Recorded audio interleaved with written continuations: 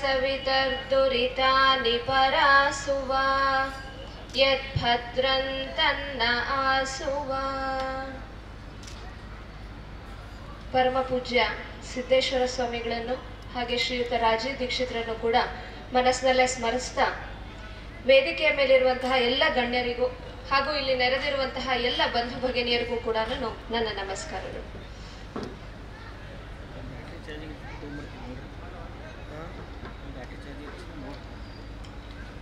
ಪ್ರಭು ಮತ್ತು ಅವರ ಸಂಗಡಿಗರು ಮಾಡಿದಂತಹ ಒಂದು ಚಿಕ್ಕ ಪ್ರಯತ್ನ ಇಷ್ಟು ದೊಡ್ಡದಾಗಿ ಬೆಳೆದಿದೆ ಅಂತ ಹೇಳಿದ್ರೆ ಅದಕ್ಕೆ ಕಾರಣ ನಮ್ಮ ನೆಲದ ಬಗ್ಗೆ, ನಮ್ಮ ದೇಶದ ಬಗ್ಗೆ ನಮಗೆಲ್ರಿಗೂ ಇರುವಂತಹ ಅಭಿಮಾನ. ನಮ್ಮ ರಾಷ್ಟ್ರವನ್ನ ನಾವು ಮೇಲೆ ತರಬೇಕು, ನಮ್ಮ ರಾಷ್ಟ್ರದಲ್ಲಿರುವಂತಹ ಸಂಸ್ಕೃತಿಯನ್ನ ನಾವು ಉಳಿಸಬೇಕು ಅನ್ನುವಂತಹ ಕಳಕಳಿ ನಿಮ್ಮೆಲ್ಲರಲ್ಲಿ ಏನಿದೆ ಅದೇ ಈ ಪ್ರಯತ್ನಕ್ಕೆ ಮೂಲ ಕಾರಣ ಅಂತ ಹೇಳಿ ಅನ್ಕೊಳ್ತೀನಿ. ಆದ್ರೆ ಈ ಒಂದು ಸ್ವಾಭಿಮಾನ, ನಮ್ಮ ದೇಶದ ಬಗ್ಗೆ ನಮ್ಗೆ ಇರುವಂತಹ ಒಂದು ಕಳಕಳಿ ಗಟ್ಟಿಯಾಗಿ ನಿಲ್ಲಬೇಕು ಅಂತ ಹೇಳಿದ್ರೆ ಅದಕ್ಕೊಂದು ಅಡಿಪಾಯ ಬೇಕು. ಏನ್ ಅಡಿಪಾಯ ಬೇಕು ಅಂತಂದ್ರೆ ನಮ್ಮ ಸಂಸ್ಕೃತಿ ಏನು, ಇದರ ಮಹತ್ವ ಏನು ಅನ್ನೋದನ್ನ ನಾವು ಅರ್ಥ ಮಾಡ್ಕೋಬೇಕು. ಯಾಕೆ ಅದೇನು ಅಷ್ಟೊಂದು ದೊಡ್ಡ ವಿಷಯನ? ಪ್ರತಿಯೊಂದು ನೆಲದಲ್ಲೂ ಕೂಡ, ಪ್ರತಿಯೊಂದು ದೇಶದಲ್ಲೂ ಕೂಡ ನಮ್ಮ ದೇಶ, ನಮ್ಮ ಸಂಸ್ಕೃತಿ ಅನ್ನುವಂತಹ ಅರಿವು ಎಲ್ರಿಗೂ ಇದ್ದೇ ಇರುತ್ತೆ ಅಂತ. ಆದ್ರೆ ನಮ್ಮ ದೌರ್ಭಾಗ್ಯ ಅಂತ ಹೇಳ್ಬೇಕೋ ಏನ್ ಹೇಳ್ಬೇಕೋ ಗೊತ್ತಿಲ್ಲ, ಅನೇಕ ವರ್ಷಗಳ ಹಿಂದೆನೆ ನಮ್ಮ ದೇಶದ ಮೇಲೆ ಆದಂತಹ ಆಕ್ರಮಣಗಳ ಕಾರಣದಿಂದ ನಮ್ಮ ದೇಶದ ಸಂಸ್ಕೃತಿ ನಿಜವಾಗಿಯೂ ಏನು, ನಮ್ಮ ದೇಶದ ಸಂಸ್ಕೃತಿ ಏನನ್ನ ಹೇಳುತ್ತೆ, ಜಗತ್ತಿಗೆ ಅದು ಹೇಗೆ ಮಾರ್ಗದರ್ಶನ ಮಾಡುತ್ತೆ ಅನ್ನೋದನ್ನ ಅರ್ಥ ಮಾಡ್ಕೊಳ್ಳೋದ್ರಲ್ಲಿ ಇವತ್ತಿನ ದಿನ ನಾವು ಎಷ್ಟೋ ಹಿಂದೆ ಬಿದ್ದಿದ್ದೀವಿ. ಹಾಗಾಗಿ ನಾವು ಮತ್ತೊಮ್ಮೆ ಅದನ್ನ ನೆನಪಿಸ್ಕೊಳ್ಳೋದಿಕ್ಕೆ, ನಮ್ಮ ಸಂಸ್ಕೃತಿಯ ಬಗ್ಗೆ ತಿಳ್ಕೊಳ್ಳೋದಿಕ್ಕೆ ಇದೊಂದು ಉತ್ತಮವಾದಂತಹ ವೇದಿಕೆ ಅಂತ ಹೇಳಿ ನಾನು ಭಾವಿಸ್ತೀನಿ. ನಮ್ಮ ಜೀವನ ಹೇಗ್ ನಡೀತಾ ಇರುತ್ತೆ ಅಂದ್ರೆ ಒಂದು ಓಟ. ಎಲ್ಲೂ ಕೂಡ ನಮ್ಗೆ ಒಂದ್ ನಿಮಿಷ ನಿಂತು ನಾನು ಏನ್ ಮಾಡ್ತಾ ಇದ್ದೀನಿ, ಯಾಕೆ ಮಾಡ್ತಾ ಇದ್ದೀನಿ, ಯಾವ ದಿಕ್ಕಿಗೆ ಹೋಗ್ತಾ ಇದ್ದೀನಿ, ಇದು ಯಾವುದ್ರ ಬಗ್ಗೆನೂ ಯೋಚಿಸೋಷ್ಟು ಕೂಡ ನಮಗ್ ಪುರ್ಸತ್ತಿಲ್ಲ. ನಮ್ಗೇನಾಗತ್ತೆ ಅಂದ್ರೆ ಓಡ್ತಾ ಇರ್ತೀವಿ. ಬೆಳಗ್ಗೆ ಆಯ್ತು, ರಾತ್ರಿ ಆಯ್ತು, ದುಡ್ಡಿನ ಹಿಂದೆ ಬಿದ್ದಿದ್ದೀವೋ, ಪ್ರಸಿದ್ಧಿ ಹಿಂದೆ ಬಿದ್ದಿದ್ದೀವೋ, ಅಥವಾ ಯಾವ್ದ್ರ ಹಿಂದೆನೂ ಬಿದ್ದಿಲ್ವೋ, ಸುಮ್ಮನೆ ರೇಸಿಗೆ ಬಿದ್ದಿದ್ದೀವೋ, ಯಾವ್ದು ಗೊತ್ತಿಲ್ಲ. ಒಟ್ಟು ನಮ್ದೊಂದು ಓಟ ಹೋಗ್ತಾ ಇರ್ತೀವಿ. ಸ್ವಲ್ಪ ನಿಂತು ಯೋಚನೆ ಮಾಡಿದ್ರೆ ನಮ್ದೊಂದು ಮನುಷ್ಯ ಜೀವನ, ನಾವು ಒಂದು ಪ್ರಾಣಿ ಜೀವನವನ್ನ ನಡೆಸಬಾರದು. ಹಾಗಾದ್ರೆ ನಾನು ಪ್ರಾಣಿಗಿಂತ ಭಿನ್ನವಾಗಿ ಯಾವ ರೀತಿಯ ಜೀವನ ನಡೆಸ್ತಾ ಇದ್ದೀನಿ? ಪ್ರಾಣಿನೂ ಹುಟ್ಟತ್ತೆ, ದೊಡ್ಡದಾಗತ್ತೆ, ಮರಿ ಹಾಕತ್ತೆ, ಒಂದಿನ ಸಾಯತ್ತೆ. ಒಬ್ಬ ಮನುಷ್ಯನ ಜೀವನವೂ ಕೂಡ ಇಷ್ಟೇ ಆಯ್ತು ಅಂತ ಹೇಳಿದ್ರೆ ಮನುಷ್ಯ ಜೀವನಕ್ಕೂ ಪ್ರಾಣಿ ಜೀವನಕ್ಕೂ ಏನು ಭಿನ್ನತೆ ಇದೆ, ಏನು ವ್ಯತ್ಯಾಸ ಇದೆ? ಹಾಗಿದ್ಮೇಲೆ ಮನುಷ್ಯ ಜೀವನದಲ್ಲಿ ಅದಕ್ಕಿಂತ ಹೊರತಾದದ್ದು ಏನನ್ನಾದ್ರೂ ಸಾಧಿಸ್ಬೇಕಲ್ವಾ, ಬೇರೆ ಏನನ್ನಾದ್ರೂ ಮಾಡ್ಬೇಕಲ್ವಾ? ಈ ಪ್ರಶ್ನೆಯನ್ನ ಮುಂದಿಟ್ಕೊಂಡ ತಕ್ಷಣ ನಮ್ಗೆ ಎರಡು ರೀತಿ ಉತ್ತರ ಕಣ್ಮುಂದೆ ಸಿಗುತ್ತೆ ಸಮಾಜದಲ್ಲಿ ಇವತ್ತು ನಡೀತಾ ಇರುವಂತದ್ದು.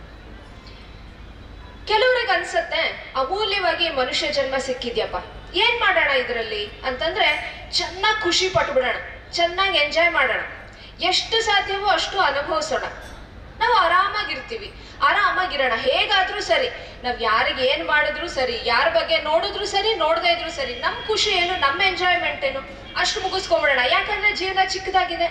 ಹಾಗಾಗಿ ಏನ್ ಮಾಡ್ಬೇಕು, ಸಾಧ್ಯ ಆದಷ್ಟು ನಾವು ಅದನ್ನ ಖುಷಿಯಿಂದ ಅನುಭವಿಸಿ ಖಾಲಿ ಮಾಡ್ಬೇಕು ಅನ್ನುವಂತ ಒಂದು ಮನೋಭಾವ. ಇದನ್ನ ಇನ್ನೊಂದು ಪದದಲ್ಲಿ ಹೇಳೋದಾದ್ರೆ ಭೋಗವಾದ ಅಂತ ಹೇಳ್ಬೋದು. ಭೋಗ ಅಂತಂದ್ರೆ ಏನು? ಎಂಜಾಯ್ ಮಾಡಿ, ಫುಲ್ ಖುಷಿ ಪಡಿ, ಎಂಜಾಯ್ ಮಾಡಿ, ಏನಾದ್ರೂ ಎಂಜಾಯ್ ಮಾಡಿ ಅನ್ನೋಂಥ ಒಂದು ಮನಸ್ಥಿತಿ. ಹಾಗೆ ಇನ್ನೊಂದು ಮನಸ್ಥಿತಿನೂ ನೋಡ್ಬೋದು. ಇಲ್ಲಪ್ಪ, ಮನುಷ್ಯ ಸಮಾಜ ಇರೋದ್ ಯಾತಕ್ಕೆ, ಮನುಷ್ಯ ಜೀವನ ಇರೋದ್ ಯಾತಕ್ಕೆ ಅಂತಂದ್ರೆ ಆಧ್ಯಾತ್ಮಿಕ ಉನ್ನತಿಗೋಸ್ಕರ ಇರೋಂಥದ್ದು, ಭಗವಂತನನ್ನ ಪಡೆಯೋದಕ್ಕೋಸ್ಕರ ಇರುವಂಥದ್ದು. ಹಾಗಾಗಿ ಆಧ್ಯಾತ್ಮಿಕ ದಾರಿಯಲ್ಲಿ ನಾವು ನಡೀತಾ ಹೋದ್ರೆ ನಮ್ಮ ಒಂದು ಸಮಾಜ, ನಮ್ಮ ಒಂದು ಜೀವನ ಚೆನ್ನಾಗಿರುತ್ತೆ ಅನ್ನೋಂತಹ ಇನ್ನೊಂದು ಮನೋಭಾವ. ಇದನ್ನು ಕೂಡ ನಾವು ಸಮಾಜದಲ್ಲಿ ನೋಡ್ತಾ ಇದ್ದೀವಿ.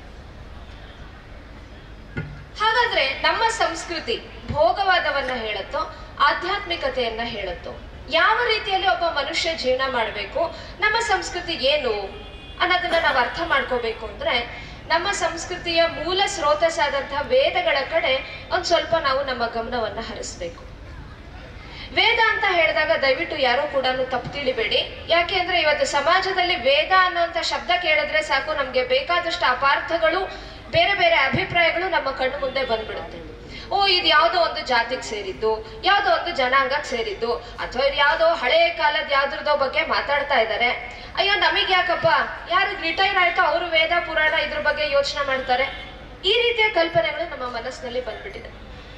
ಆದ್ರೆ ನಿಜವಾಗ್ಲೂ ವೇದ ಅಂತ ಅಂದ್ರೆ ಏನು ಅನ್ನೋದನ್ನ ಅರ್ಥ ಮಾಡ್ಕೊಳ್ಳೋದಕ್ಕೆ ನಮ್ಮ ಗುರುಗಳು ಯಾವಾಗ್ಲೂ ಕೂಡ ಒಂದು ಉದಾಹರಣೆ ಕೊಡ್ತಾ ಇದ್ರು.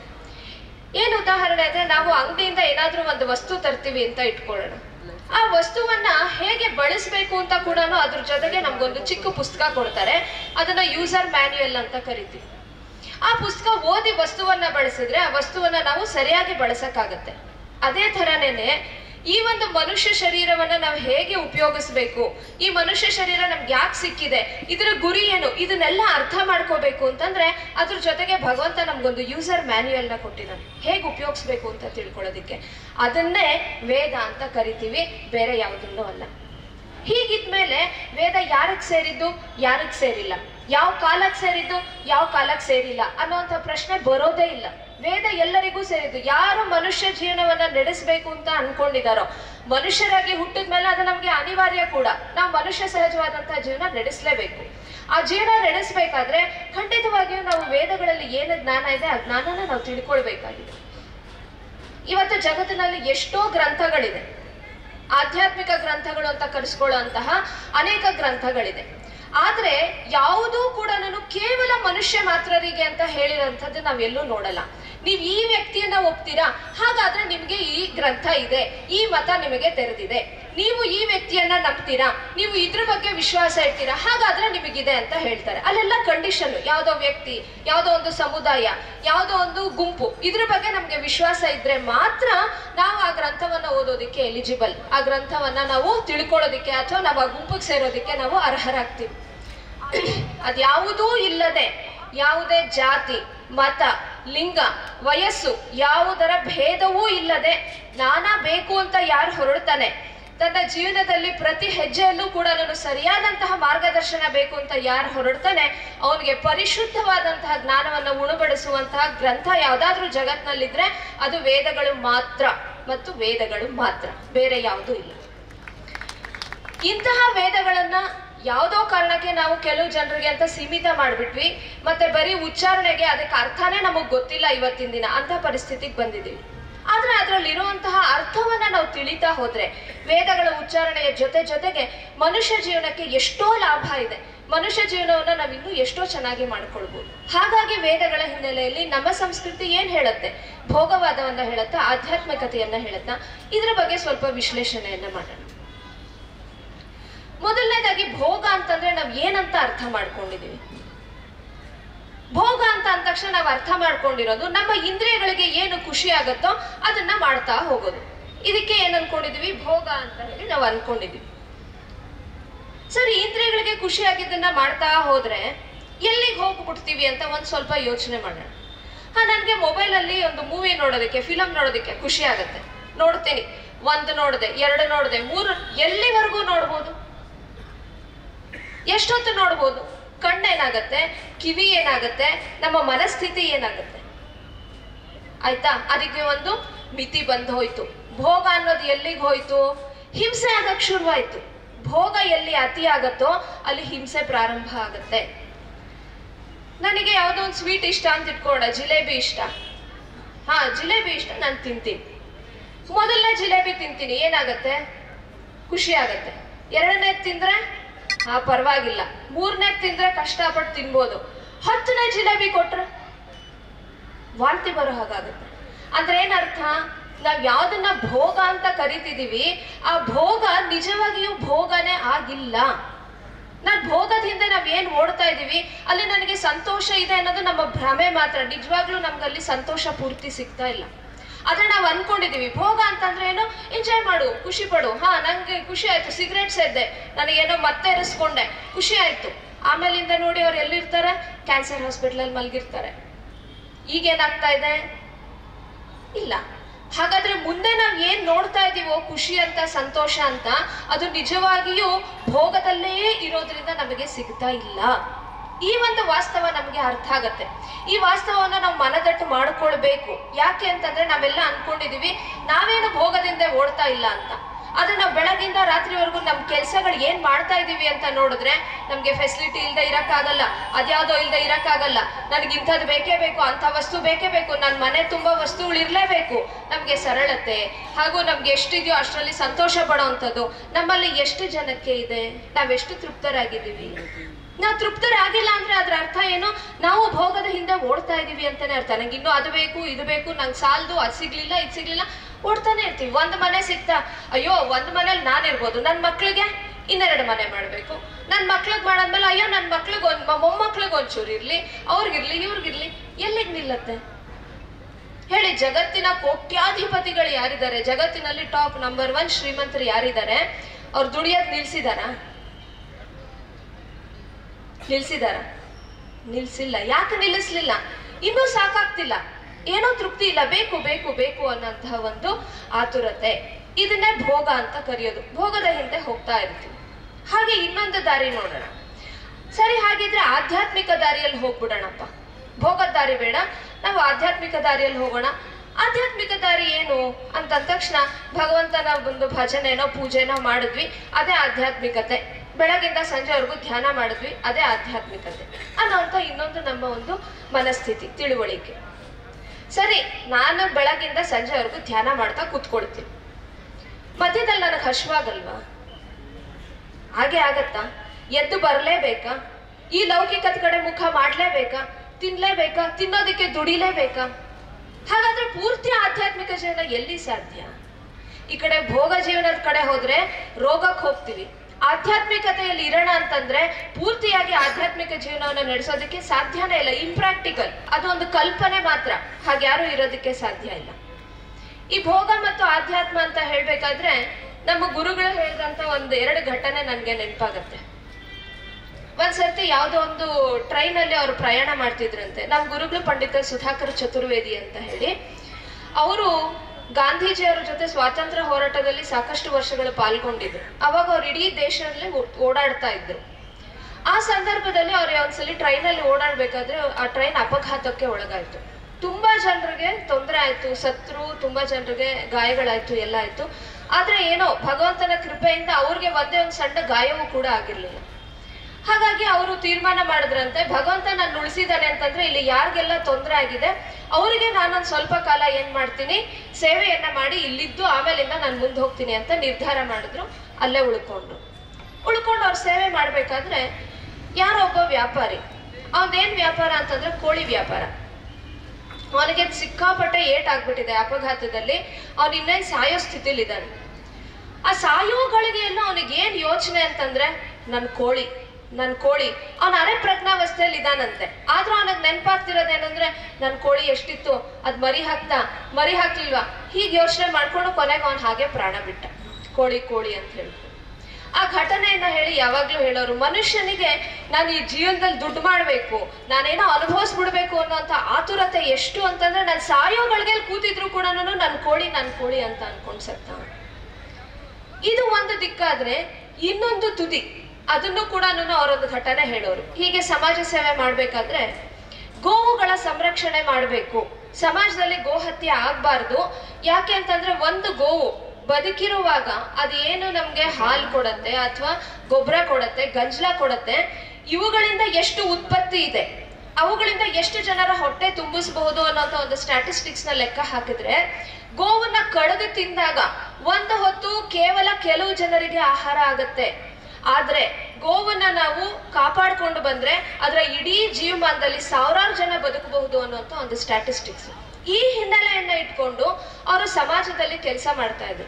ಮಾಡುವಾಗ ಒಬ್ಬ ಆಧ್ಯಾತ್ಮಿಕ ಗುರುಗಳ ಹತ್ರ ಹೋಗಿ ಕೇಳಿದ್ರಂತೆ, ದಯವಿಟ್ಟು ಈ ನಮ್ಮ ಒಂದು ಅಭಿಯಾನಕ್ಕೆ ನಿಮ್ದು ಕೂಡ ಒಂದು ಕೊಡುಗೆ ಕೊಡಿ, ನೀವು ಕೂಡ ಇದಕ್ಕೆ ಸೇರ್ಕೊಳ್ಳಿ. ಯಾಕೆಂದ್ರೆ ನೀವು ಇದಕ್ಕೆ ಸೇರ್ಕೊಂಡ್ರಿ ಅಂತಂದ್ರೆ ನಿಮ್ ಹಿಂದೆ ಎಷ್ಟೊಂದು ಜನ ಈ ಒಂದು ಅಭಿಯಾನಕ್ಕೆ ಸೇರ್ಕೊಳ್ಳಿ ಅಂತ ವಿನಂತಿ ಮಾಡಿದಾಗ ಅವ್ರು ಹೇಳಿದ್ರಂತೆ, ನೋಡಪ್ಪ ಇದೆಲ್ಲ ಲೌಕಿಕವಾದಂಥ ವಿಷಯಗಳು, ಇದಕ್ಕೂ ನಮಗೂ ಯಾವುದೇ ಸಂಬಂಧ ಇಲ್ಲ.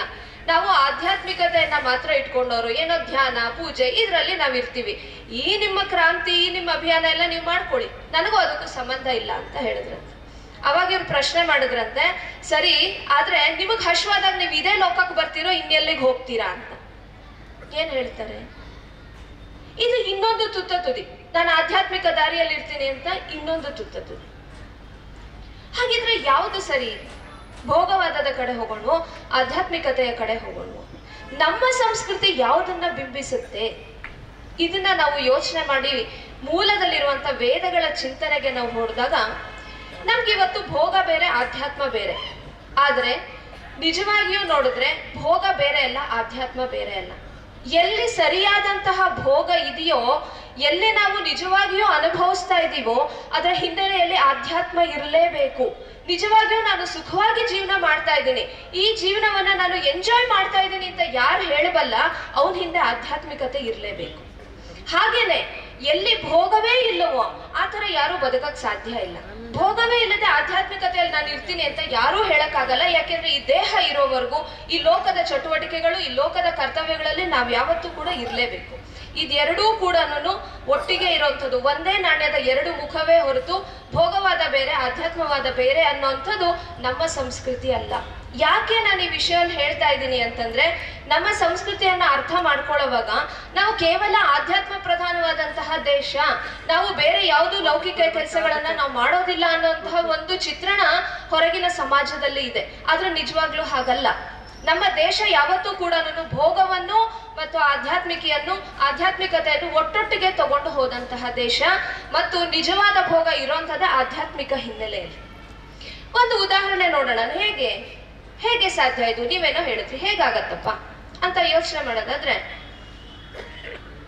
ನಮ್ಗೊಂದು ಮನೆ ಬೇಕು, ಕೊಂಡ್ಕೊಂಡ್ವಿ. ನಮ್ಗೆ ಯಾಕೋ ಸಾಕು ಅನ್ಸ್ಲಿ, ಚಿಕ್ಕದು ಅನ್ನಿಸ್ತು. ಯಾಕೆ ಅಂತಂದ್ರೆ ಮನೆ ಕೊಂಡ್ಕೊಂಡಾಗ ಎಷ್ಟು ವಸ್ತು ಇತ್ತು, ಆ ಮನೆ ಕಟ್ಟಿದ್ಮೇಲೆ ಅದ್ರ ಡಬಲ್ ವಸ್ತು ಆಯ್ತು. ಮಾಲ್ಗೆ ಹೋಗ್ತೀವಿ, ನೋಡ್ತೀವಿ, ಬೈ 1 get 1 ಫ್ರೀ ಅಂತ ಹಾಕ್ತಾರೆ, ಬೈ 3 get 1 ಫ್ರೀ ಅಂತಾರೆ. ತಗೊಂಬ, ಇದು ತಗೊಂಬ, ಅದು ತಗೊಂಬ, ಅದು ಎಲ್ಲ ತಂದು ಮನೇಲಿ ತುಂಬಿದ್ವಿ. ಈಗ ಮನೆ ಏನಾಯ್ತು, ಚಿಕ್ಕದ ಅನ್ಸಕ್ ಶುರು. ಸರಿ, ಏನ್ ಮಾಡ್ಬೇಕು? ಇನ್ನೊಂದು ಮನೆ ತಗೋ, ಅಥವಾ ಮನೆ ಮೇಲೆ ಕಟ್ಟು. ನಾನು ಇನ್ನೊಂದು ಊರ್ಗೆ ಹೋದೆ, ಈ ಊರು ತುಂಬಾ ಚೆನ್ನಾಗಿದೆ, ಇಲ್ಲೊಂದು ಮನೆ ಇದ್ರೆ ಹೇಗಿರುತ್ತೆ, ಅಲ್ಲೂ ತಗೋ.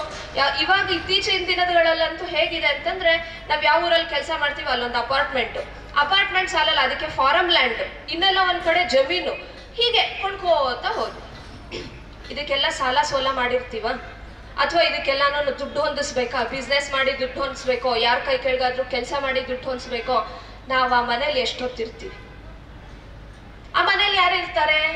ಆ ಮನೆ ನೋಡ್ಕೋಬೇಕಲ್ಲ, ನಾವೇ ಎಲ್ಲ ಕಡೆ ಇರಕ್ಕಾಗಲ್ಲ. ಏನ್ ಮಾಡ್ತೀವಿ? ಆ ಮನೆಗೆ ಒಬ್ರು ಕೆಲಸಗಾರರನ್ನ ಇಡ್ತೀವಿ, ನಮ್ ಕಾರ್ ನೋಡ್ಕೊಳಕ್ ಒಬ್ರನ್ನ ಇಡ್ತೀವಿ, ಎಲ್ಲಾ ಕಡೆಗೂ ಒಬ್ರೊಬ್ರನ್ನ ಇಡ್ತೀವಿ. ಆ ಮನೆಯಲ್ಲಿ ದೊಡ್ಡ ಟಿವಿ ಸ್ಕ್ರೀನ್ ಹಾಕಿದೀನಿ, ನೋಡೋರು ಯಾರು ಅದನ್ನ? ಆ ಮನೇಲಿ ನಾವು ನೋಡ್ಕೊಳಕ್ ಇಟ್ಟಿರ್ತೀವಲ್ಲ, ಅವ್ರಷ್ಟೇ ಅದನ್ನ ನೋಡೋದು. ನಾವ್ ಯಾವತ್ತೂ ನಾವು ಆ ಸ್ಕ್ರೀನ್ ಮುಂದೆ ಕುತ್ಕೊಂಡು ನೋಡೋಷ್ಟು ವ್ಯವಧಾನ ನಮ್ಗಿರಲ್ಲ. ಎಲ್ಲಿ ಭೋಗ, ಎಲ್ಲಿ ಎಂಜಾಯ್ಮೆಂಟ್? ನಾವ್ ಅನ್ಕೋತಿದೀವಿ ಅಷ್ಟೇ, ಎಂಜಾಯ್ಮೆಂಟ್ ಇದೆ, ನನ್ನ ಹತ್ರ 4 ಮನೆ ಇದೆ. ಆ 4 ಮನೇಲಿ ಮಲ್ಕೋದವ್ರಿಗೆ ನಿದ್ದೆ ಬರ್ತಾ ಇದೆಯಾ? ಗೊತ್ತಿಲ್ಲ. ನೋಡಿ, ತುಂಬಾ ಹಣ ಇರೋರ್ ಮನೆ ಮುಂದೆ ವಾಚ್ಮ್ಯಾನ್ ಇದ್ದೇ ಇರ್ತಾರೆ, ನಾಯಿಗಳಿದ್ದೇ ಇರುತ್ತೆ, ಅವ್ರ ಮನೆ ಕಾಂಪೌಂಡ್ ಇಷ್ಟಿಷ್ಟು ಎತ್ತರಕ್ಕಿರುತ್ತೆ, CCTV ಕ್ಯಾಮ್ರಾ ಇರುತ್ತೆ. ಅಂದ್ರೆ ಏನರ್ಥ? ಅವ್ರಿಗೆ ಹೆದರಿಕೆ ಆಗ್ತಾ ಇದೆ, ಕ್ಷಣಕ್ಕೂ ಭಯದಲ್ಲಿದ್ದಾರೆ. ಕ್ಷಣಕ್ಕೂ ಭಯದಲ್ಲಿರೋರಿಗೆ ಸಂತೋಷದಲ್ಲಿ, ತೃಪ್ತಿಯಲ್ಲಿ ಅನುಭವಿಸುವಂತಹ ಯೋಗ ಎಲ್ಲಿ? ಹಾಗಿದ್ರೆ ಭೋಗ ಆಗ್ತಿಲ್ಲ. ಅಲ್ಲಿ ಏನ್ ನಡೀತಾ ಇದೆ? ಅವ್ರು ಮತ್ತೆ ಭೋಗ ಅನ್ನೋಂಥ ಹೆಸರಿನಲ್ಲಿ ಮತ್ತೆ ಒದ್ದಾಡ್ತಾನೆ ಇದಾರೆ ಹೊರತು ಭೋಗದಿಂದ ಅವ್ರಿಗೆ ಯಾವುದೇ ಒಂದು ಸಂತೋಷ ಸಿಗ್ತಿಲ್ಲ, ಎಂಜಾಯ್ಮೆಂಟ್ ಇಲ್ಲ. ಕೊನೆಗೂ ನಮ್ಗೆ ಎಂಜಾಯ್ಮೆಂಟ್ ಇಲ್ಲ ಅನ್ನೋದಕ್ಕೆ ಬಂದ್ ನಿಂತೀವಿ. ಇದೇ ಒಂದು ವಿಷಯವನ್ನ ಇದರ ಜೊತೆಗೆ ಆಧ್ಯಾತ್ಮಿಕತೆಯನ್ನ ಸೇರಿಸಿದ್ವಿ ಅಂತ ಇಟ್ಕೊಳ್ಳೋಣ. ಇಲ್ಲಿ ಒಂದು ವಿಷಯ ಸ್ಪಷ್ಟ ಮಾಡ್ತೀನಿ.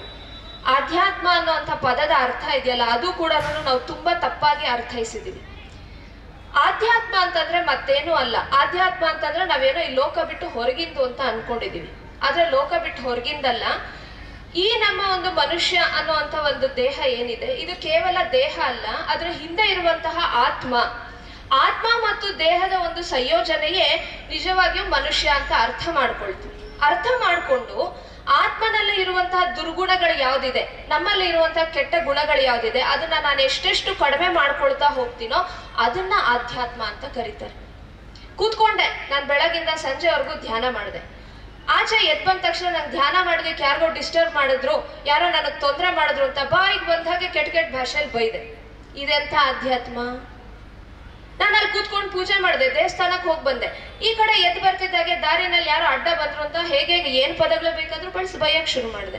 ಇದೆಲ್ಲಿ ಆಧ್ಯಾತ್ಮ? ಇದನ್ನ ಆಧ್ಯಾತ್ಮ ಅಂತ ಕರೆಯಲ್ಲ.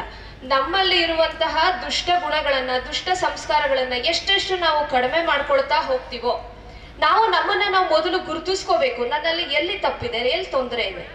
ನಮ್ಗೆ ಯಾವಾಗ್ಲೂ ತಪ್ಪೆಲ್ಲಿದೆ ಅಂದಾಗ ಇಲ್ಲೇ ಹೀಗೆ ತೋರಿಸ್ತೀವಿ, ನನ್ನಲ್ಲೂ ಇದೆ ಅಂತ ನಾವು ಯಾವತ್ತೂ ಅನ್ಕೊಳ್ಳಲ್ಲ. ಆದ್ರೆ ನಿಜವಾದ ತಪ್ಪು, ಯಾವುದೇ ಸಮಸ್ಯೆ ಇರಲಿ, ಆ ಸಮಸ್ಯೆ ಎಲ್ಲಿಂದ ಆರಂಭ ಆಗಿದೆ ಅಂದ್ರೆ ಇಲ್ಲಿಂದ. ನಿಜವಾಗ್ಲೂ ಆರಂಭ ಆಗಿರೋದು ಇಲ್ಲಿಂದ. ನನ್ನಲ್ಲಿ ಪರಿಷ್ಕಾರ ಆದ್ರೆ ಹೊರಗಡೆ ಸಮಸ್ಯೆ ಇಲ್ಲ. ಸ್ವಲ್ಪ ಯೋಚಿಸಿ ನೋಡಿ. ಯಾಕೆಂದ್ರೆ ಇದು ನಾನು ಹೇಳೋದು ಅಯ್ಯೋ ಏನೋ ಹೇಳ್ತಿದ್ದಾರೆ ಅಂತ ಅನ್ನಿಸ್ಬೋದು. ಆದ್ರೆ ನಾವ್ ಯಾವುದೇ ಒಂದು ಘಟನೆಯನ್ನ ಸ್ವಲ್ಪ ಆಳಕ್ಕೆ ಇಳಿದು ನೋಡಿದ್ರೆ ಸಮಸ್ಯೆ ಯಾವುದು ಹೊರಗಡೆ ಇಲ್ಲ. ನಮ್ಮ ಸಮಸ್ಯೆ ಎಲ್ಲಿದೆ? ಇಲ್ಲಿದೆ. ಇಲ್ಲಿ ನಾನು ಯಾವಾಗ ಪರಿಷ್ಕಾರ ಮಾಡ್ಕೊಳ್ತೀನಿ ಅವಾಗ ಸಮಸ್ಯೆ ಅನ್ನೋಂಥದ್ದಿಲ್ಲ. ಇದನ್ನ ಆಧ್ಯಾತ್ಮ ಅಂತ ಕರೀತಾರೆ. ಅವಾಗ ಆಧ್ಯಾತ್ಮ ಅಂದ್ರೆ ಏನಾಯ್ತು? ನನ್ನ ಜೀವನದ ಪ್ರತಿ ಹೆಜ್ಜೆಯಲ್ಲೂ ಕೂಡ ನಾನು ಸರಿಯಾದಂತಹ ನಿರ್ಣಯಗಳನ್ನ ತಗೊಳ್ತಾ, ನನ್ನ ಕರ್ತವ್ಯಗಳನ್ನ ನಾನು ಸರಿಯಾಗಿ ನಿಭಾಯಿಸ್ದ, ಭಗವಂತ ಕೊಟ್ಟಂತಹ ಈ ಶರೀರವನ್ನ, ಈ ಜೀವನವನ್ನ ನಾನು ಸಂತೋಷದಿಂದ ಅನುಭವಿಸಕ್ಕಾಯ್ತು ಅಂತಂದ್ರೆ ಅದು ನಿಜವಾದ ಆಧ್ಯಾತ್ಮವೇ ಹೊರತು ಈ ಜಗತ್ತಿನಿಂದ, ಲೋಕದಿಂದ ಓಡ್ ಹೋಗುವಂತ ಪಲಾಯನವಾದವನ್ನ ಆಧ್ಯಾತ್ಮ ಅಂತ ನಮ್ಮ ಸಂಸ್ಕೃತಿ ಯಾವತ್ತೂ ಕರೆದಿಲ್ಲ. ಅಂತಹ ಯಾವುದೇ ಒಂದು ಸಿದ್ಧಾಂತವನ್ನು ಕೂಡ ಇದುವರೆಗೂ ನಮ್ಮ ಸಂಸ್ಕೃತಿಯಲ್ಲಿ ತಂದಿಲ್ಲ. ನೋಡಿ, ನಮ್ಮ ಸಂಸ್ಕೃತಿಯಲ್ಲಿ ಯಾವಾಗ ದೇಶಕ್ಕೆ ತೊಂದರೆ ಆಯ್ತೋ, ರಾಷ್ಟ್ರಕ್ಕೆ ತೊಂದರೆ ಆಯ್ತೋ, ಅವಾಗ ಏನಾಗಿದೆ? ಅವಾಗ ಯಾರೋ ಒಬ್ಬ ಮಹಾಪುರುಷ ಬಂದು ಮತ್ತೆ ಅದರಲ್ಲಿ ಸಮಾಜದಲ್ಲಿ ಒಂದು ಕ್ರಾಂತಿಯನ್ನ ಮಾಡಿದ್ದಾರೆ. ಆ ಮಹಾಪುರುಷರೆಲ್ಲರೂ ಆಧ್ಯಾತ್ಮಿಕ ಗುರುಗಳೇ. ವಿವೇಕಾನಂದರು ಇರ್ಬೋದು, ಇನ್ನೂ ಅಂತ ಅನೇಕ ವ್ಯಕ್ತಿಗಳಿರ್ಬೋದು. ಅವರೆಲ್ಲರೂ ಆಧ್ಯಾತ್ಮಿಕ ಹಿನ್ನೆಲೆಯಿಂದ ಬಂದವರೇ ಹೊರತು ಅವ್ರು ಯಾರು ಕೂಡ ಈ ಲೋಕ ನನಗೆ ಬೇಡ ಅಂತ ಪಲಾಯನವಾದ ಮಾಡಿ ಯಾರು ಕೂಡ ಎದ್ದು ಹೋಗಿಲ್ಲ. ಎಲ್ಲರೂ ಕೂಡ ಈ ಲೋಕದಲ್ಲಿ ನಿಂತಿದ್ದಾರೆ, ತಮ್ಮ ಕರ್ತವ್ಯವನ್ನ ನಿಭಾಯಿಸಿದ್ದಾರೆ, ಸರಿಯಾಗಿ ನಿಭಾಯಿಸಿದ್ದಾರೆ, ಭಗವಂತ ಕೊಟ್ಟಂತಹ ಜೀವನವನ್ನ ಸಾರ್ಥಕಪಡಿಸ್ಕೊಂಡಿದ್ದಾರೆ. ನಿಜವಾದ ಆಧ್ಯಾತ್ಮದ ಅರ್ಥ ಏನು ಹಾಗಾದ್ರೆ?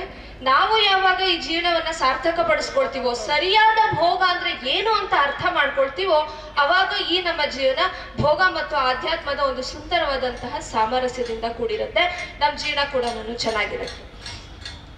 ಈ ವಿಷಯದಲ್ಲಿ ವೇದಗಳು ಏನ್ ಮಾರ್ಗದರ್ಶನ ಕೊಡುತ್ತೆ, ಒಂದೆರಡು ಉದಾಹರಣೆಗಳನ್ನ ಮಾತ್ರ ನಿಮ್ ಮುಂದೆ ಇಡ್ತೀನಿ. ನಾವೆಲ್ಲರೂ ಕೂಡ ಆಹಾರ ತಗೊಳ್ತೀವಿ, ಆಹಾರ ತಗೊಳ್ಳೇಬೇಕು. ಆಹಾರ ತಗೊಳ್ಳೋದನ್ನ ಭೋಗ ಅಂತ ನೋಡಿದ್ರೆ, ಎಂಜಾಯ್ಮೆಂಟ್ ಅಂತ ನೋಡಿದ್ರೆ ಏನಾಗುತ್ತೆ? ಏನ್ ಬೇಕಾದ್ರೂ ತಿನ್ನು, ಯಾವಾಗ ಬೇಕಾದ್ರೂ ತಿನ್ನು, ಹೇಗ್ ಬೇಕಾದ್ರೂ ತಿನ್ನು. ಇಲ್ಲೇನಾಯ್ತು? ಯಾವುದೇ ನೀತಿ ನಿಯಮ ಇಲ್ಲ. ಇಂತಹ ರೀತಿಯಲ್ಲಿ ನಾವು ಆಹಾರ ತಗೊಳ್ತಾ ಹೋದ್ರೆ ನಮ್ ಜೀವನ ಏನಾಗತ್ತೆ? ಖಂಡಿತ ಕಾಯಿಲೆಗೂಡಾಗತ್ತೆ. ನಮ್ ಗುರುಗಳು ಅದಕ್ಕೆ ಯಾವಾಗ್ಲೂ ಹೇಳೋರು, ಎಲ್ಲಾದ್ರೂ ಒಂದ್ ಕಡೆ ತುಂಬಾ ಒಂದು ದೊಡ್ಡ ಫಂಕ್ಷನ್ ಇದೆಯಪ್ಪ, ಅಲ್ಲಿ ಊಟ ಮಾಡಿದ್ರು ಅಂತಂದ್ರೆ ಹೇಗಿರುತ್ತೆ ನಮ್ ಪರಿಸ್ಥಿತಿ ಅಂತಂದ್ರೆ, ಹೀಗ್ ಬಾಯಲ್ಲಿ ಕೈ ಹಾಕಿದ್ರೆ ನಮ್ಗೆ ಆಹಾರ ಸಿಗಬೇಕು, ಅಲ್ಲಿವರೆಗೂ ಊಟ ಮಾಡಿರ್ತೀವಿ ಅಂತ. ಇಲ್ಲಿವರೆಗೂ ಊಟ ಮಾಡಿರ್ತೀವಿ. ಹಾಗೆ ಅವರು 127 ವರ್ಷಗಳವರೆಗೂ ಬದುಕಿದ್ರು ನಮ್ ಗುರುಗಳು. 127 ವರ್ಷ ಕಾಲ ನೀವಿಷ್ಟು ದೀರ್ಘಾಯುಗಳಾಗಿದ್ದೀರಲ್ಲ, ಏನಿದ್ರ ರಹಸ್ಯ ಅಂತ ಕೇಳಿದ್ರೆ ಅವ್ರು ಹೇಳ್ತಾ ಇದ್ರು, ಒಂದು, ನಾನು ಯಾವಾಗ್ಲೂ ನಗ್ನಗ್ತಾ ಇರ್ತೀನಿ, ಬೇಜಾರು ಮಾಡ್ಕೊಳಲ್ಲ. ಎರಡನೇದು, ನನ್ಗೆ ಹೊಟ್ಟೆ ತುಂಬಕ್ಕೆ ಇನ್ನೂ ಒಂದೆರಡು ತುತ್ತಿದೆ ಅನ್ನೋವಾಗ್ಲೇ ನನ್ನ ಊಟ ನಾನು ನಿಲ್ಲಿಸ್ತೀನಿ. ಇದೆರಡು ನನ್ನ ಆರೋಗ್ಯದ ಗುಟ್ಟು ಅಂತ ಅವ್ರು ಯಾವತ್ತೂ ಹೇಳ್ತಾ ಇದ್ರು. ಅವ್ರು ತಿಂತಿದ್ದು ಹಾಗೇನೇನೆ, ಇಷ್ಟೇ, ಯಾವುದನ್ನು ಬೇಡ ಅಂತ ಹೇಳ್ತಿರ್ಲಿಲ್ಲ. ಏನ್ ಕೊಟ್ರು ನೀವು ಇದು ತಿಂತೀರ, ನಾನು ಎಲ್ಲದೂ ತಿಂತೀನಿ ಅನ್ನೋರು. ಎಷ್ಟು ತಿನ್ನೋರು? ಇಷ್ಟೇ ಇಷ್ಟೇ ಇಷ್ಟೇ. ಹಾಗಾಗಿ ಇಂತಹ ಭೋಗವನ್ನ ಯಾರು ಅರ್ಥ ಮಾಡ್ಕೊಳ್ತಾರೆ ಅದು ನಿಜವಾದ ಆಧ್ಯಾತ್ಮ. ಆಹಾರ ತಗೊಳ್ಳೋದು ಕೂಡ ಆಧ್ಯಾತ್ಮ ಆಗಬಹುದು. ಹೇಗೆ? ಒಂದು ಮಂತ್ರ ನಮ್ಗೆ ಮಾರ್ಗದರ್ಶನ ಮಾಡುತ್ತೆ. ಅನ್ನಪತೆ ಅನ್ನಸ್ಯ ನೋಧೇಹಿ ಅನಮೀವಸ್ಯ ಶುಷ್ಮಿಣಃ ಪ್ರಪ್ರದಾತಾರಂ ತಾರಿಷ ಊರ್ಜನ್ನೋಧೇಹಿ ದ್ವಿಪದೇ ಚತುಷ್ಪದೇ ಅಂತ ಹೇಳಿ. ಅಂದ್ರೆ ಏನು? ಭಗವಂತ, ಈ ಆಹಾರ ನನಗೇನು ಸಿಗ್ತಾ ಇದೆ, ನಿಜವಾಗಿಯೂ ಈ ಆಹಾರದ ಒಡೆಯ ಯಾರಪ್ಪ ಅಂತಂದ್ರೆ ಅದೇ ಭಗವಂತ. ಆ ಭಗವಂತ ನನಗೆ ನನ್ನ ಆಹಾರದ ಅನ್ನಸ್ಯ ನೋಧೇಹಿ, ನನ್ನ ಆಹಾರದ ಭಾಗವನ್ನ ಕೊಡಲಿ ಅಂತ ಕೇಳ್ಕೊಳ್ತಾ ಇದ್ದೀವಿ. ಈ ಒಂದೊಂದು ಮಾತಲ್ಲೂ ಕೂಡ ನಾನು ಎಷ್ಟು ಅರ್ಥ ಅಡಗಿದೆ ಅನ್ನೋದನ್ನ ನಾವು ನೋಡ್ಬೇಕು. ನನ್ನ ಆಹಾರದ ಭಾಗ ಅಂತಂದ್ರೆ ನನ್ನ ಆಹಾರ, ಈ ಜಗತ್ತಿನಲ್ಲಿ ಏನೇನೋ ಆಹಾರ ಉತ್ಪತ್ತಿ ಆಗ್ತಿದೆಯೋ ಅದರಲ್ಲಿ ನನ್ನ ಭಾಗ ಎಷ್ಟಿದೆಯೋ ಅಷ್ಟನ್ನು ಮಾತ್ರ ತಗೊಳ್ಳೋದಕ್ಕೆ ನನಗೆ ಅರ್ಹತೆಯೇ ಹೊರತು ಸಿಕ್ಕದನ್ನೆಲ್ಲ ಬಡ್ದು ಬಾಚ್ಕೊಳ್ಳೋದಕ್ಕೆ ನನಗೆ ಯಾವ ಅರ್ಹತೆಯೂ ಇಲ್ಲ. ನನಗೇನು ಅಧಿಕಾರ ಇದೆ? ಇದು ನಂದ ಸೃಷ್ಟಿ ಅಲ್ಲ. ನಂತರನೇ ಜೀವಿಸೋದಕ್ಕೆ ಅನೇಕರಿಗೆ ಹಕ್ಕಿದೆ, ಅನೇಕ ಪಶು ಪಕ್ಷಿ ಪ್ರಾಣಿಗಳಿಗೆ ಹಕ್ಕಿದೆ. ಅವ್ರವ್ರ ಪಾಲು ಅವ್ರವ್ರಿಗೆ ಸಿಗ್ಬೇಕು ಅಂದ್ಮೇಲೆ ನಾನೇನ್ ಮಾಡ್ಬೇಕು? ಅನ್ನಸ್ಯ ನೋಧೇಹಿ, ನನ್ನ ಪಾಲೇನಿದೆ ಅಷ್ಟನ್ನ ನನಗೆ ಕೊಡು. ಒಂದು ಮರ ನಾವೇ ನೆಟ್ಟಿರ್ಬೋದು, ಒಂದು ಬೀಜ ಹಾಕಿ ಒಂದು ಮಾವಿನ ಸಸಿ ನಾವು ನೆಟ್ವಿ ಅಂತ ಇಟ್ಕೊಂಡು, ಆ ಮಾವಿನ ಮರದಿಂದ ಎಷ್ಟು ಹಣ್ಣು ಬಂತು? ಒಂದು ಬೀಜ ನೆಟ್ಟಿದ್ರಿಂದ ಎಷ್ಟು ಹಣ್ಣು ಬಂತು? ಆ ಹಣ್ಣಲ್ಲಿ ನನ್ನ ಪಾಲೆಷ್ಟು? ನಮಗ್ ಹಾಗಿಲ್ಲ, ಆ ಯೋಚನೆ ನಮಗಿಲ್ಲ. ನಮ್ ಯೋಚನೆ ಹೇಗಿದೆ ಅಂತಂದ್ರೆ, ಹೋ ಮರದಲ್ಲಿ ಕಾಯಿ ಬಿಡುತ್ತಾ, ಕೋತಿ ಬಂತ ಗುಂಡು ಹೊಡಿ, ಇನ್ಯಾವುದೋ ಬಂತ ಅದನ್ನ ಸಾಯಿಸು, ಇನ್ಯಾವುದೋ ಬಂತ ತೆಗಿ, ಎಲ್ಲ ನನಗೆ ಬೇಕು. ಎಷ್ಟು ಮರ ಎಷ್ಟು ಹಣ್ಣು ಬಿಡುತ್ತೋ ಎಲ್ಲ ನನಗೆ ಬೇಕು. ಯಾಕೆ ಅಂತಂದ್ರೆ ನಾವಲ್ಲಿ ಆಹಾರ ನೋಡ್ತಿಲ್ಲ, ನಾವಲ್ಲಿ ಹಣ ನೋಡ್ತಾ ಇದ್ದೀವಿ, ವಾಣಿಜ್ಯ ನೋಡ್ತಾ ಇದ್ದೀವಿ. ನಮ್ಗೆಲ್ಲಿ ಆಹಾರ ಕಾಣಿಸುತ್ತೆ? ಆದ್ರೆ ಆಹಾರ ಅನ್ನೋಂಥದ್ದು ಆಧ್ಯಾತ್ಮ ಯಾವಾಗ ಆಗತ್ತೆ ಅಂತಂದ್ರೆ, ನನ್ನ ಪಾಲಿನ ಆಹಾರ ಮಾತ್ರ ನಾನು ಸ್ವೀಕಾರ ಮಾಡಿದಾಗ ಅದು ಆಧ್ಯಾತ್ಮ ಆಗುತ್ತೆ. ನಾನು ಆಹಾರ ತಗೊಳ್ಳೋದು ಕೂಡ ಆಧ್ಯಾತ್ಮ ಆಗಬಹುದು, ಆಗಬೇಕು ಕೂಡ. ಆದ್ರೆ ಮಾತ್ರ ನನ್ನ ಜೀವನ ಚೆನ್ನಾಗಿರುತ್ತೆ. ಬೇರೆಯವರಿಂದ ಬಾಚ್ಕೊಂಡು ನಾನು ತಿಂದೆ ಅಂತಂದ್ರೆ ಅದು ನನ್ನ ಮೈಗೆ ಹತ್ತತ್ತ. ನಮ್ಮ ಪರಿಚಯದವ್ರೊಬ್ರು ಹೇಳ್ತಾ ಇದ್ರು, ಅವರ ಮಗ ಚಿಕ್ಕೋನು, ಒಂದು 5-6 ವರ್ಷದವನು. ಅವನೊಂದು ಪ್ರಶ್ನೆ ಕೇಳಿದ್ನಂತೆ, ಅಪ್ಪ ಮರ ಹಣ್ಣು ಕೊಡುತ್ತೆ, ನೀನ್ ಅದನ್ನ ತಗೊಂಡೋಗಿ ಮಾರ್ಕೆಟ್ಗೆ ಹಾಕ್ತೀಯ. ಹಣ್ಣು ಕೊಟ್ಟಿದ್ದು ಮರ, ಮಳೆ ಸುರಿಸಿದ್ದು ಮೋಡ, ನೀನ್ ಯಾಕೆ ದುಡ್ಡು ತಗೋತೀಯ? ಎಷ್ಟ್ ಚೆನ್ನಾಗಿದೆ ನೋಡಿ ಪ್ರಶ್ನೆ. ಮಕ್ಕಳು ಸರಳವಾಗಿ ಯೋಚನೆ ಮಾಡ್ತಾರೆ, ಆದ್ರೆ ಅದ್ರಲ್ಲಿ ಎಂಥ ಸತ್ಯ ಅಡಗಿದೆ. ಇದನ್ನ ನಾವೆಲ್ಲರೂ ಯೋಚನೆ, ನಾನು ಯಾಕೆ ದುಡ್ಡು ತಗೋತಾ ಇದ್ದೀನಿ ಅಂತ ಈ ತರ ನಾವು ಪ್ರಶ್ನೆ ಕೇಳ್ಕೊಂಡ್ಬಿಟ್ರೆ, ನಾವ್ ಯಾವ್ದ್ರ ಮೇಲೆ ಆಧರಿಸಿ ಇವತ್ತು ನಿಂತಿದೀವೋ ಅದೇ ನಡುವ್ ಹೋಗತ್ತೆ. ಅಂತ ಸತ್ಯ ಇದು. ಏನು, ನಾನೇನು ಮಾಡಿಲ್ಲ, ಬೀಜ ಬಿತ್ತಿರ್ಬೋದು ನಾನು, ಆದ್ರೆ ಅದ್ರ ಸುತ್ತಲೂ ಅದು ಬೆಳೆದು ನಮ್ಗೆ ಇವತ್ತು ಹಣ್ಣು ಕೊಡೋದಕ್ಕೆ ಕಾರಣ ಆಗಿರೋಂಥದ್ದು ಏನೆಲ್ಲದಿದೆ ಅದ್ರಲ್ಲಿ ನನ್ನ ಪಾಲು ಏನಿದೆ? ಏನಿಲ್ಲ. ಅಂದ್ಮೇಲೆ ನನಗೆಷ್ಟು ಹಕ್ಕು ಅಂತಂದ್ರೆ, ನನ್ನ ಆಹಾರದ ಭಾಗ ಎಷ್ಟಿದೆಯೋ ಅಷ್ಟು ತಗೊಳ್ಳೋದು ಮಾತ್ರ ನನ್ನ ಹಕ್ಕು ಅನ್ನೋದನ್ನ ಆ ಮಂತ್ರ ಹೇಳ್ತಾ ಇದೆ. ಅಷ್ಟು ಮಾತ್ರ ಅಲ್ಲ, ಆಹಾರ ತಗೊಳ್ಳೋದು ಹೇಗಿರ್ಬೇಕು ಅಂತಂದ್ರೆ, ಅನಮೀವಸ್ಯ, ಯಾವುದೇ ಕಾಯಿಲೆಗಳು ಬರಬಾರ್ದು. ಅಮೀವ ಅಂತಂದ್ರೆ ಕಾಯಿಲೆ, ಅನಮೀವ ಅಂತಂದ್ರೆ ಕಾಯಿಲೆಯನ್ನ ತಾರದಂತಹ ಆಹಾರ. ರೋಡ್ ಸೈಡಲ್ಲಿ ಹೋಗ್ತಾ ಇದೀವಿ, ನಮ್ಮ ಮನೇಲಿ ಅಡುಗೆ ಮಾಡಿಟ್ಟಿದ್ದಾರೆ ಚೆನ್ನಾಗಿ, ಆದ್ರೆ ರೋಡ್ ಸೈಡಲ್ಲಿ ಬೋಂಡ ಕರೀತಾ ಇದ್ದಾರೆ. ಏನ್ ಮಾಡೋದು? ತಿಂದ ಇರಕ್ಕಾಗತ್ತಾ? ವಾಸನೆ ಬರ್ತಾ ಇದೆ, ತಿನ್ಲೇಬೇಕು. ಇದು ಅನಮೀವಸ್ಯನ? ತಿನ್ನಕ್ ಮುಂಚೆ ನಾವು ಯೋಚನೆ ಮಾಡ್ಲಿಲ್ಲ, ಇದು ನನ್ಗೆ ರೋಗ ತಾರದಂತಹ ಆಹಾರವ ಅಥವಾ ರೋಗ ತರುವಂತಹ ಆಹಾರನ? ಒಂದ್ ನಿಮಿಷ ಯೋಚನೆ ಮಾಡಿದ್ರೆ ಅದೇ ಆಹಾರ ತಗೊಳ್ಳುವಂತ ಪ್ರಕ್ರಿಯೆ ಆಧ್ಯಾತ್ಮ ಆಗಿ ಬದಲಾಗ್ತಾ ಇತ್ತು, ನಿಜವಾದ ಭೋಗ ಆಗ್ತಾ ಇತ್ತು. ಆಮೇಲಿಂದ ಇನ್ನೂ ಮುಂದುವರೆದು ಹೇಳುತ್ತೆ ವೇದ, ಏನಪ್ಪಾ ಅಂತಂದ್ರೆ ಪ್ರಪ್ರದಾತಾರಂ ತಾರಿಷ. ಯಾವತ್ತೂ ಕೂಡ ಯಾರು ಈ ಅನ್ನವನ್ನ ಬೆಳೆದಿದ್ದಾನೆ, ಪ್ರದಾತಾರ ಅಂತಂದ್ರೆ ರೈತ ಅಂತ ಅರ್ಥ. ಯಾರು ರೈತ ಇದ್ದಾನೆ ತಾರಿಷ, ಅವನು ಯಾವತ್ತೂ ಕೂಡ ಸುಖವಾಗಿರ್ಲಿ, ಚೆನ್ನಾಗಿರ್ಲಿ. ಯಾಕೆಂದ್ರೆ ಅವನ ಕಾರಣದಿಂದಾನೇ ನಮ್ಗೆ ಈ ಆಹಾರ ದೊರಕ್ತಾ ಇರುವಂತದ್ದು, ಅವನು ಚೆನ್ನಾಗಿರ್ಲಿ ಅಂತ. ಇದ್ರಲ್ಲೂ ಅಷ್ಟೇ, ರೈತ ಚೆನ್ನಾಗಿರ್ಬೇಕು ಅಂತಂದ್ರೆ ಸಾಮಾಜಿಕ ವ್ಯವಸ್ಥೆ ಸರಿಯಾಗಿರ್ಬೇಕು. ರೈತ ಚೆನ್ನಾಗಿರ್ಲಿ ಅಂತ ಮಾತ್ರ ಬಾಯಲ್ಲಿ ಹೇಳಿದ್ರೆ ಆಗಲ್ಲ. ರೈತ ಚೆನ್ನಾಗಿರ್ಬೇಕು ಅಂದ್ರೆ ಸಾಮಾಜಿಕವಾಗಿ ರೈತನಿಗೆ ಯಾವ ಸ್ಥಾನಮಾನ ಕೊಡ್ಬೇಕು. ನಮ್ಗೆ ಪ್ರಶ್ನೆ ಬರುತ್ತೆ, ಏನು, ಓಹೋ ನಾವಿವಾಗ ಸರಿಯಾದಂತಹ ಸಾವಯವ ಆಹಾರ ಕೊಂಡ್ಕೊಂಡ್ವಿ ಅಂತಂದ್ರೆ ರೇಟ್ ಏನಾಗತ್ತೆ? ಜಾಸ್ತಿ ಆಗತ್ತೆ. ಅದೇ ನಾನು ಬೇರೆ ಆಹಾರ ಕೊಂಡ್ಕೊಂಡ್ರೆ ಸುಲಭ, ನಮ್ಗೆ ಚೀಪಾಗಿ ಸಿಗತ್ತೆ. ಮತ್ತೆ ಚೀಪಾಗಿ ಏನು, ನಮ್ಗೆ ಉಚಿತವಾಗೂ ಸಿಗತ್ತೆ. ತುಂಬಾ ಆಹಾರ ಉಚಿತವಾಗಿ ಸಿಗತ್ತೆ. ಯಾಕೆ ಅಂತಂದ್ರೆ ನಮ್ಗೆ ಶ್ರಮ ಪಡೋದ್ರ ಬಗ್ಗೆ ನಮ್ಗೆ ಗೌರವವೇ ಇಲ್ಲ. ಗೌರವವೇ ಇಲ್ಲದೆ ಇದ್ದಾಗ ಏನಾಗುತ್ತೆ, ಯಾರಿಗೆ ಶ್ರಮದ ಬಗ್ಗೆ ಗೌರವ ಇಲ್ಲ ಅಂಥವ್ರೆ ನಮ್ಮನ್ನ ಆಳ್ತಾರೆ. ಅವಾಗ ನಮ್ಗೆ ತುಂಬಾ ಉಚಿತವಾಗಿ ಸಿಗುತ್ತೆ. ಆದ್ರೆ ಅದು ನಮ್ಗೆ ಆರೋಗ್ಯ ಕೊಡುತ್ತಾ? ಅದು ನನ್ನ ಪರಿಶ್ರಮದಿಂದ ಬಂದಿದ್ದ ಅಂತ ನಾವು ಒಂದ್ ನಿಮಿಷ ಯೋಚನೆ ಮಾಡ್ಬೇಕು. ನನ್ನ ಪರಿಶ್ರಮದ ಅಲ್ಲದೆ ಇರೋದು ನನ್ನ ಭಾಗದ್ದಲ್ಲ ಅಂದ್ಮೇಲೆ ನನ್ನ ಪರಿಶ್ರಮದಿಂದ ನಾನು ಏನ್ ಪಡ್ಕೊಳ್ತೀನಿ ಅದೇ ನನಗೆ ನಿಜವಾಗ್ಲೂ ದಕ್ಕುವಂಥದ್ದು. ಇಂಥ ಆಹಾರ ಏನಿದೆ, ಈ ಆಹಾರವನ್ನ ನಾನು ಎಲ್ಲಿಂದಲೋ ನಾನು ತಗೊಳ್ಬೇಕು ಅಂದಾಗ, ನಾನೊಂದು ಆರ್ಗ್ಯಾನಿಕ್ ಅಂಗಡಿಯಲ್ಲಿ ಸ್ವದೇಶಿ ಮಳಿಗೆಯಲ್ಲಿ ನಾನು ತಗೊಳ್ತೀನಿ ಅಂದಾಗ ನನಗೆ ರೇಟ್ ಜಾಸ್ತಿ ಆಗುತ್ತೆ ಅಂತ ನಾವು ಯೋಚನೆ ಮಾಡ್ತೀವಿ. ಸ್ವಲ್ಪ ನಾವು ಯೋಚನೆ ಮಾಡಿ ನೋಡಿದ್ರೆ ಬೇರೆದನ್ನ ನಾನು ತಿಂದಾಗ ಏನಾಗುತ್ತೆ, ನನ್ಗೆ ಹಾಗೆ ಆರಾಮಾಗಿರ್ತೀನಿ. ಆದ್ರೆ ಇಲ್ಲಿ ತಗೊಂಡಾಗ ಕಾಸ್ಟ್ಲಿ ಆಗತ್ತೆ, ರೇಟ್ ಜಾಸ್ತಿ. ಯಾಕೆ ಈ ತರ ನಮ್ಗೆ ಆಲೋಚನೆ ಅಂತಂದ್ರೆ, ಒಂದೊಂದು ಮನೆಯಲ್ಲೂ ಕೂಡ ನನ್ನ ಆಹಾರದ ಪಾಲೇನಿದೆ, ಎಷ್ಟು ಭಾಗ ಇದೆ, ಅಷ್ಟು ಮಾತ್ರ ನಾವು ಅಡುಗೆ ಮಾಡಿದ್ದಾದ್ರೆ, ಅಷ್ಟು ಮಾತ್ರ ನಾವು ತಿಂದಿದ್ದಾದ್ರೆ ಅಷ್ಟಕ್ಕೆ ನಾವು ಖಂಡಿತ ಹಣವನ್ನ ಒದಗಿಸಬಹುದು. ಆದ್ರೆ ನಾವೇನ್ ಮಾಡ್ತೀವಿ, ನನ್ನ ಭಾಗಕ್ಕಿಂತ ಹೆಚ್ಚಾಗಿರೋದನ್ನ ಕೊಂಡ್ಕೊಂಡ್ಬರ್ತೀವಿ, ನನ್ನ ಭಾಗಕ್ಕಿಂತ ಹೆಚ್ಚಾಗಿರೋದನ್ನ ತಿಂತೀವಿ, ನನ್ನ ಭಾಗಕ್ಕಿಂತ ಹೆಚ್ಚಾಗಿರೋದನ್ನ ಮಾಡಿ ಎಸಿತೀವಿ. ಹೀಗಾದಾಗ ಖಂಡಿತ ಅದು ಕಾಸ್ಟ್ಲಿ ಅಂತ ಅನ್ಸುತ್ತೆ. ನಮ್ಮ ಮನೆಯಲ್ಲಿ ಒಂದು ಸೀರೆ ತಗೊಳ್ತೀವಿ. ಎಷ್ಟು ಸೀರೆ ತಗೊಳ್ತೀವಿ ನಾವು? ಖಾದಿ ವಸ್ತ್ರ ತಗೊಳ್ಬೇಕು, ಸ್ವದೇಶಿ ವಸ್ತ್ರ ತಗೋಬೇಕು ಅಂತಂದ್ರೆ ಕಾಸ್ಟ್ಲಿ ಆಗುತ್ತೆ, ಹಣ ಜಾಸ್ತಿ ಆಗುತ್ತೆ. ಯಾಕೆ ಅಂತಂದ್ರೆ ವರ್ಷಕ್ಕೆ ನನಗೆ 50 ಸೀರೆ ಬೇಕು. ಇವತ್ತು ಹುಟ್ಟಿದ ಸೀರೆ ನಾಳೆ ಉಡಕ್ ರೆಡಿ ಇಲ್ಲ, ಇವತ್ತು ಹಾಕಿದ ಬಟ್ಟೆ ನಾಳೆ ಹಾಕಕ್ ರೆಡಿ ಇಲ್ಲ. ಯಾಕೆ ಅಂತಂದ್ರೆ ಸರಳತೆ ಅನ್ನೋದು ನಮಗೋದೆ. ನೋಡಿದ ಇಚ್ಛೆ ಇದು ಇರ್ಲಿ ಅಂದ್ರೆ ಅವಾಗ ನಾವು ಸ್ವದೇಶಿ ಅಂತ ಹೇಳಕ್ಕಾಗಲ್ಲ. ನಾನು ಸರಿಯಾದಂತಹ ಜೀವನ ಪದ್ಧತಿನ ಅಳವಡಿಸ್ಕೊಳ್ತೀನಿ ಅಂತ ಹೇಳಕ್ಕಾಗಲ್ಲ. ಅದೇ ಭೋಗಕ್ಕೆ ಯಾವಾಗ ಮಿತಿ ಬಿತ್ತು, ಭೋಗವನ್ನ ನಾನು ಯಾವಾಗ ಚಿಂತಿಸಿ ಮಾಡೋದಕ್ಕೆ ಶುರು ಮಾಡಿದೆ, ಸಾಕು ವರ್ಷಕ್ಕೆ ನಮಗೆ 3 ಬಟ್ಟೆನೋ 4 ಬಟ್ಟೆನೋ ಇದ್ರೆ ಸಾಕು. ಅವಾಗ ಏನಾಯ್ತು, ಆ 500 ಬಟ್ಟೆ 50 ಬಟ್ಟೆ ಕೊಂಡ್ಕೊಳ್ಳೋ ಜಾಗದಲ್ಲಿ ನಾನಿಲ್ಲಿ 4 ಬಟ್ಟೆಗೆ ನಾನು ಹಣ ಹಾಕ್ಬೋದು, ಅಷ್ಟು ಹಣ ನನ್ನ ಹತ್ರ ಇರುತ್ತೆ. ಇದು ಯಾವಾಗ ಅರ್ಥ ಆಗತ್ತೆ ನಮ್ಗೆ ಅಂತಂದ್ರೆ, ಭೋಗದ ಹಿಂದೆ ಆಧ್ಯಾತ್ಮಿಕತೆ ಅನ್ನೋದು ಒಂದಿದೆ. ಕೇವಲ ಭೋಗದ ಹಿಂದೆನೆ ನಾನು ಓಡ್ತೀನಿ ಅಂತಂದ್ರೆ ಯಾವತ್ತೂ ಕೂಡ ನನಗಲ್ಲಿ ಶಾಂತಿ ಸಿಗಲ್ಲ. ಹಾಗಾಗಿ ಭೋಗಕ್ಕೆ ಆಧ್ಯಾತ್ಮಿಕತೆ ಅನ್ನೋಂಥ ಒಂದು ಮಿತಿಯನ್ನ ನಾನು ಹೇರಬೇಕು ಅಂತ ನಾನು ಅರ್ಥ ಮಾಡ್ಕೊಂಡ್ರೆ ಜೀವನದ ಎಲ್ಲ ಸಮಸ್ಯೆಗಳು ಕೂಡ ತನ್ನಿಂದ ತಾನೇ ಚದರಿ ಹೋಗುತ್ತೆ, ನಮ್ಗೆ ನಿಚ್ಚಳವಾಗಿ ದಾರಿ ತೋರುತ್ತೆ. ಅದನ್ನ ಈ ಮಂತ್ರ ಹೇಳ್ತಾ ಇದೆ. ನೀನೊಂದು ಆಹಾರ ತಗೊಳ್ಳೋದನ್ನು ಕೂಡ ಭಗವಂತನನ್ನ ಸ್ಮರಿಸಿ, ಯಾರು ಆಹಾರ ಬೆಳ್ಕೊಟ್ರೋ ಅವ್ರನ್ನ ಸ್ಮರಿಸಿ, ನನ್ನ ಪರಿಶ್ರಮದಿಂದ ನನ್ನ ಭಾಗ ಮಾತ್ರ ತಗೊಳ್ತೀನಿ, ಅದು ಎಂಥದ್ದು ನನಗೆ ಆರೋಗ್ಯವನ್ನು ಕೊಡುವಂತಹ ಆಹಾರ ಅಂತ ಹೇಳಿ ಯಾರಾದ್ರೂ ಆಹಾರವನ್ನ ಸ್ವೀಕರಿಸಿದ್ರು ಅಂತಂದ್ರೆ ಅವಾಗ ಹೇಗಿರುತ್ತೆ ಯೋಚನೆ ಮಾಡಿ. ನಿಜವಾದ ಎಂಜಾಯ್ಮೆಂಟ್ ಅಂದ್ರೆ ಅದು ಸಿಕ್ಕಿದ ಕಡೆ ಬೀದಿಲೆಲ್ಲ ತಿನ್ನೋದು, ಎಲ್ಲೆಲ್ಲಿ ಹೇಗಾದ್ರೂ ತಿನ್ನೋದು, ಹಶುವಿಲ್ದೆ ಇದ್ದಾಗ್ಲೂ ತಿನ್ನೋದು, ನಾಲ್ಗೆ ಚಪ್ಲಕ್ ತಿನ್ನೋದು, ಇದ್ರಲ್ಲಿ ಎಂಜಾಯ್ಮೆಂಟ್ ಎಲ್ಲಿದೆ? ನಾವು ಕೊನೆ ಪಕ್ಷ ತಿನ್ಬೇಕಾದ್ರೂ ಕೂಡ ನಮ್ಗೆ ಆ ಸಂತೋಷ ನಿಜವಾಗ್ಲೂ ಆಗ್ತಿಲ್ಲ. ನಾವು ತಿಂತಾ ಇದೀವಿ ಅಷ್ಟೇ. ನಮಗ್ ಒಳಗಡೆ ಹೇಳ್ತೇವೆ ನನಗೆ ಶುಗರ್ ಇದೆ, ನಾನು ಅದು ಲಡ್ಡು ತಿಂತಾ ಇದ್ದೀನಿ ಅಂತಂದ್ರೆ ಒಳಗಡೆ ನಂಗೆ ಹೇಳ್ದೆ ಶುಗರ್ ಜಾಸ್ತಿ ಆಗತ್ತೆ, ಶುಗರ್ ಜಾಸ್ತಿ ಆಗುತ್ತೆ. ಅದು ಒಳಗಡೆ ಗಂಟೆ ಹೊಡಿತಾನೆ ಇದೆ, ಆದ್ರೂ ನಾನು ತಿಂತಾ ಇದ್ದೀನಿ. ಎಂಜಾಯ್ಮೆಂಟ್ ಹೇಗಾಯ್ತು? ನಾ ಹೆದ್ರೆ ತಿಂತಾ ಇದ್ದೀನಿ. ಅದೇನೆ ಇವುಗಳನ್ನೆಲ್ಲ ನೋಡಿ ನನ್ನ ಆಹಾರದ ಭಾಗವನ್ನ ನಾನು ಸಂತೋಷವಾಗಿ ಸ್ವೀಕಾರ ಮಾಡಿದೆ ಅಂತಂದ್ರೆ ಅವಾಗ ಆಹಾರ ಏನಾಯ್ತು? ಅದೇ ಆಧ್ಯಾತ್ಮ ಆಯ್ತು, ಅದೇ ನಿಜವಾದ ಭೋಗವೂ ಕೂಡ ಆಯ್ತು. ನಿಜವಾದ ಒಂದು ಸಂತೋಷ ನಮಗೆ ಅಲ್ಲೇ ಸಿಕ್ತು, ಎಂಜಾಯ್ಮೆಂಟ್ ಅಲ್ಲೇ ಸಿಕ್ತು. ಇನ್ನೊಂದೇ ಒಂದು ಉದಾಹರಣೆಯನ್ನ ನಿಮ್ ಮುಂದೆ ಇಡ್ತೀನಿ.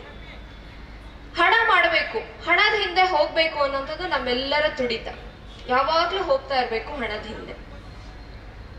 ಇವಾಗ ಹಣದ ಹಿಂದೆ ಹೋಗುವಂಥದ್ದು ಭೋಗವಾದ ಆದ್ರೆ ಹಾಗಾದ್ರೆ ವೇದಗಳು ಆಧ್ಯಾತ್ಮವನ್ನ ಹೇಳುತ್ತೆ, ಹಣದ ಹಿಂದೆ ಹೋಗ್ಬೇಡಪ್ಪ, ನೀನು ಸುಮ್ಮನೆ ಕೂತ್ಕೊಂಡ್ಬಿಡು ಮನೇಲಿ ಅಂತ ಹೇಳತ್ತಾ? ನಮ್ಮ ಸಂಸ್ಕೃತಿ ಅದನ್ನ ಹೇಳತ್ತಾ ಅಂದ್ರೆ ಖಂಡಿತ ಇಲ್ಲ. ಒಂದು ವೇದ ಮಂತ್ರ ಹೇಳುತ್ತೆ, ವಯಂ ಸ್ಯಾಮ ಪತಯೋ ರಯೀಣಾಮ್ ಅಂತ. ರಯಿ ಅಂತ ಹೇಳಿದ್ರೆ ಐಶ್ವರ್ಯ. ನಾವು ಐಶ್ವರ್ಯದ ಒಡೆಯರಾಗೋಣ. ಯಾವತ್ತೂ ಕೂಡ ಐಶ್ವರ್ಯ ನಮ್ಮ ಹತ್ರ ಇರ್ಲಿ, ನಮ್ಗೆ ಐಶ್ವರ್ಯವು ಬೇಕು ಅಂತ ಹೇಳಿ ವೇದಗಳು ಹೇಳುತ್ತೆ. ಐಶ್ವರ್ಯ ಬೇಕು ಅಂತಂದ್ರೆ ಹೇಗೆ ಬೇಕು ಅದನ್ನು ಕೂಡ ಅದೇ ಮಂತ್ರ ಹೇಳ್ತಾ ಇದೆ. ವಯಂ ಸ್ಯಾಮ ಪತಯೋರಯೀಣ, ನಾವು ಐಶ್ವರ್ಯದ ಸಂಪತ್ತಿನ ಒಡೆಯರಾಗೋಣ ಅಂತ. ಒಡೆಯರಾಗೋದಕ್ಕೂ ದಾಸರಾಗೋದಕ್ಕೂ ವ್ಯತ್ಯಾಸ ಇದೆ. ಇವತ್ತು ನಾವು ಸಂಪತ್ತು ಬೇಕು ಅನ್ನೋಂಥ ಒಂದು ಓಟದಲ್ಲಿ ಭರದಲ್ಲಿ ಸಂಪತ್ತಿಗೆ ದಾಸರಾಗಿದ್ದೀವಿ ಹೊರತು ಸಂಪತ್ತಿಗೆ ನಾವು ಒಡೆಯರಾಗಿಲ್ಲ. ನಮಗ್ ಗೊತ್ತು ನಾನೇ ಮಾಡ್ತಾ ಇರೋದು ಅನ್ಯಾಯ, ನಾನು ಹೇಳ್ತಾ ಇರೋದು ಸುಳ್ಳು, ನಾನು ಮಾಡ್ತಾ ಇರೋದ್ರಲ್ಲಿ ಸಮಾಜ ದ್ರೋಹ ಇದೆ ಅಂತ ನನಗೆ ಗೊತ್ತಿದ್ದು ಆ ವೃತ್ತಿಯನ್ನ ನಾನು ಅನುಸರಿಸ್ತಾ ಇದ್ದೀನಿ ಅಂದ್ರೆ ಯಾಕೆ ಅಂದ್ರೆ ನಾವು ಸಂಪತ್ತಿಗೆ ಗುಲಾಮರಾಗಿದ್ದೀನೋ, ಸಂಪತ್ತಿಗೆ ಒಡೆಯರಾಗಿಲ್ಲ. ಸಂಪತ್ತಿಗೆ ಒಡೆಯರಾಗಿದ್ರೆ ನಾನು ಇದೇ ತರ ಇರೋದು, ನಾನು ಸತ್ಯ ಮಾರ್ಗದಲ್ಲೇ ಇರೋದು, ನಾನು ನೇರವಾಗೇ ಇರೋದು, ನನಗೇನ್ ಬರುತ್ತೋ ಅದೇ ಬರ್ಲಿ ಸಾಕು ಅನ್ನೋಂತಹ ಧೈರ್ಯ ಯಾರಿಗಿದೆ ಅವರು ಸಂಪತ್ತಿಗೆ ಒಡೆಯರು. ಆದ್ರೆ ಯಾರು ಹೇಗಾದ್ರೂ ಸರಿ ದುಡ್ಡು ಬಂದ್ರೆ ಸಾಕು, ಹೇಗಾದ್ರೂ ಸರಿ ನನ್ನ ಜೀವನ ನಡೆದ್ರೆ ಸಾಕು ಅಂತ ಯಾರು ಮಾಡ್ತಾರೆ ಅವ್ರ ಸಂಪತ್ತಿಗೆ ಒಡೆಯರಾಗೋದಿಲ್ಲ, ಬದಲಾಗಿ ಅವ್ರ ಸಂಪತ್ತಿಗೆ ಏನಾಗ್ತಾರೆ? ದಾಸರಾಗ್ತಾರೆ. ನಮ್ಮ ಸಂಸ್ಕೃತಿ ವೇದ ಯಾವತ್ತೂ ಕೂಡ ಸಂಪತ್ತು ಬೇಡ ಅಂತ ಹೇಳಿಲ್ಲ.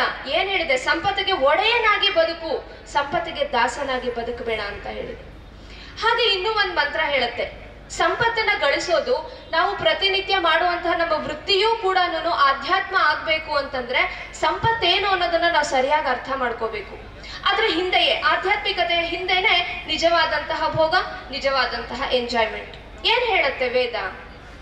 ಇನ್ನೊಂದು ಮಂತ್ರ ಹೇಳುತ್ತೆ, ಪರಿಚಿನ್ ಮರ್ತೋ ದ್ರವಿಣಂ ಮಮನ್ಯಾತ್ ಋತಸ್ಯ ಪಥ ನಮಸ ವಿವಾಸೇತ್ ಅಂತ ಹೇಳಿ. ಅಂದ್ರೆ ಪರಿಚಿನ್ ಮರ್ತಃ, ಪರಿಚಿತ್ ಸುತ್ತಲೂ ಕೂಡ ದ್ರವಿಣ ಅಂತಂದ್ರೆ ಸಂಪತ್ತು, ಮಮನ್ಯಾತ್ ಇದೆ ಅಂತ ಹೇಳಿ ಮೊದಲು ನೀನು ಅರ್ಥ ಮಾಡ್ಕೊ. ಇವತ್ತು ನಮ್ಮೆಲ್ರಿಗೂ ಕೂಡ ಹಣ ಸಂಪತ್ತು ಅಂತ ಹೇಳಿದ ತಕ್ಷಣ ಏನ್ ನೆನಪಾಗತ್ತೆ? ನಮ್ ಬ್ಯಾಂಕ್ ಬ್ಯಾಲೆನ್ಸ್ ನೆನಪಾಗತ್ತೆ. ನಾನು ಪಾಸ್ಬುಕ್ ತೆಗೆದ್ರೆ ಎಷ್ಟಪ್ಪ ದುಡ್ಡಿದೆ ಅಂತ ನೋಡ್ತೀವಿ. ನಾನು ಎಷ್ಟು ಸೈಟ್ ಮಾಡಿದ್ದೀನಿ. ನಮ್ಮನ್ನ ಯಾರೋ ಒಬ್ರು ಕೇಳಿದ್ರು, ಏನ್ ಮಾಡ್ತೀರಾ ಅಂತ ಕೇಳಿದ್ರು.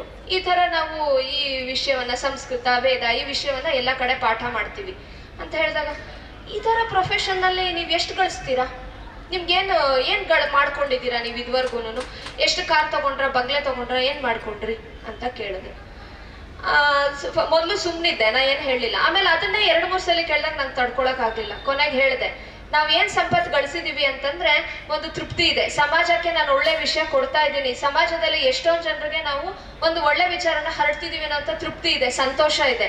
ಹಾಗೇನೆ ಈ ವಿಷಯವನ್ನ ತಿಳ್ಕೊಂಡವ್ರು ಎಷ್ಟೊಂದು ಜನರ ಒಂದು ಸ್ನೇಹ ನಮ್ಮ ಹತ್ರ ಇದೆ, ಇದನ್ನ ನಾವು ಗಳಿಸಿದೀವಿ, ಇದೇ ನಮ್ ನಿಜವಾದ ಸಂಪತ್ತು ಅಂತ ಹೇಳಿದೆ. ವೇದ ಹೇಳ್ತಿರೋದು ಅದನ್ನೇ, ಸಂಪತ್ ಯಾವುದು? ಪರಿಚಿತ್. ಎಲ್ಲ ಕಡೆಯೂ ಭಗವಂತನ ಈ ಸೃಷ್ಟಿಯಲ್ಲಿ ಎಲ್ಲ ಕಡೆಯೂ ಸಂಪತ್ತಿದೆ. ಹಾಗಿದ್ಮೇಲೆ ನಾವು ಹೇಗ್ ಬಡವರಾಗ್ತೀವಿ? ಬಿಲೋ ಪಾವರ್ಟಿ ಲೈನ್ ಹಾಕ್ಬಿಡ್ತೀವಿ. ಇವ್ರಿಗೆ ಬಡತನದಲ್ಲಿದ್ದಾರೆ. ಯಾಕೆ ಬಡತನದಲ್ಲಿದ್ದಾರೆ? ಭಗವಂತ ಇಡೀ ಜಗತ್ತಿನಲ್ಲಿ ಎಲ್ಲ ಕಡೆ ಸಂಪತ್ತು ಸುರಿಸ್ತಾ ಇರುವಾಗ ನಾನು ಯಾಕೆ ಬಡತನದಲ್ಲಿದ್ದೀನಿ? ಯಾಕೆ ಅಂತಂದ್ರೆ ಅಲ್ಲಿಗೆ ನಾನು ಹೋಗ್ತಾ ಇರೋ ದಾರಿ ಸರಿ ಇಲ್ಲ, ನಾನು ಹಾಕ್ತಾ ಇರುವಂತಹ ಪರಿಶ್ರಮ ಎಲ್ಲೋ ತಪ್ಪಾಗಿದೆ, ಅಥವಾ ಸಾಮಾಜಿಕ ವ್ಯವಸ್ಥೆಯಲ್ಲಿ ಎಲ್ಲೋ ಕುಂದುಕೊರತೆ ಇದೆ. ನಾವೆಲ್ಲರೂ ಸೇರಿ ಅದನ್ನ ಸರಿ ಮಾಡಿದ್ವಿ ಅಂತ ಹೇಳಿದ್ರೆ ಬಡತನ ಅನ್ನೋದಕ್ಕೆ ಅರ್ಥನೇ ಇಲ್ಲ. ನಾನು ಒಂದು ಬೀಜವನ್ನ ನೆಟ್ರೆ ಪ್ರತಿಫಲ ಎಷ್ಟು ಬರುತ್ತೆ? ಬಡತನ ಎಲ್ಲಿಂದ? ಹೊಟ್ಟೆಗಿಲ್ದೆ ಯಾಕೆ ಬದುಕಬೇಕು? ಭಗವಂತ ಅಂತ ಸೃಷ್ಟಿಯನ್ನ ಮಾಡಿದಾನೆ, ಅದಕ್ಕೆ ನೀರು ಸಿಗತ್ತೆ. ನಾವ್ ಯಾವತ್ತಾದ್ರೂ ನಮ್ ಬ್ಯಾಂಕ್ ಬ್ಯಾಲೆನ್ಸ್ ನ ಸಂಪತ್ತು ಅಂತ ಅನ್ಕೊಂಡಿದೀವಲ್ಲ, ಹಾಗೇನೆ ನಾನು ಕಟ್ಟಿರುವಂತ ಮನೆ ನನ್ನ ಸಂಪತ್ತು ಅಂತ ಅನ್ಕೊಂಡಿದೀನಲ್ಲ, ನಾನು ಉಸಿರಾಡ್ತಾ ಇರುವಂತಹ ಆಕ್ಸಿಜನ್ ಏನಿದೆ, ನನ್ನ ಈ ಪ್ರಾಣವಾಯು ಏನಿದೆ, ಇದು ಸಂಪತ್ತು ಅಂತ ನಾವ್ ಯಾವತ್ತಾದ್ರೂ ಅರ್ಥ ಮಾಡ್ಕೊಂಡಿದೀವ? ನಾವ್ ಯಾವತ್ತೂ ಅರ್ಥ ಮಾಡ್ಕೊಂಡಿಲ್ಲ. ಯಾವಾಗ ಅರ್ಥ ಆಯ್ತು ಅಂತಂದ್ರೆ ಕೋವಿಡ್ ಟೈಮಲ್ಲಿ ಒಂದಿಷ್ಟು ಆಕ್ಸಿಜನ್ಗೋಸ್ಕರ ನಾವು ಸಾವಿರಾರು ರೂಪಾಯಿ ಸುರಿದ್ವಲ್ಲ, ಅವಾಗ ಎಲ್ಲೋ ಒಂಚೂರು ಅರ್ಥ ಆದಂಗಾಯ್ತು, ಮತ್ತೆ ಮರ್ತೋಯ್ತು. ನಮ್ಗೆ ಪ್ರಕೃತಿ ಕೊಟ್ಟಂತ ಆ ಏಟು ಸ್ವಲ್ಪ ಕಾಲ ತಡ್ಕೊಂಡ್ವಿ, ಆಮೇಲೆ ಏನಾಯ್ತು? ಮರ್ತೋಯ್ತು.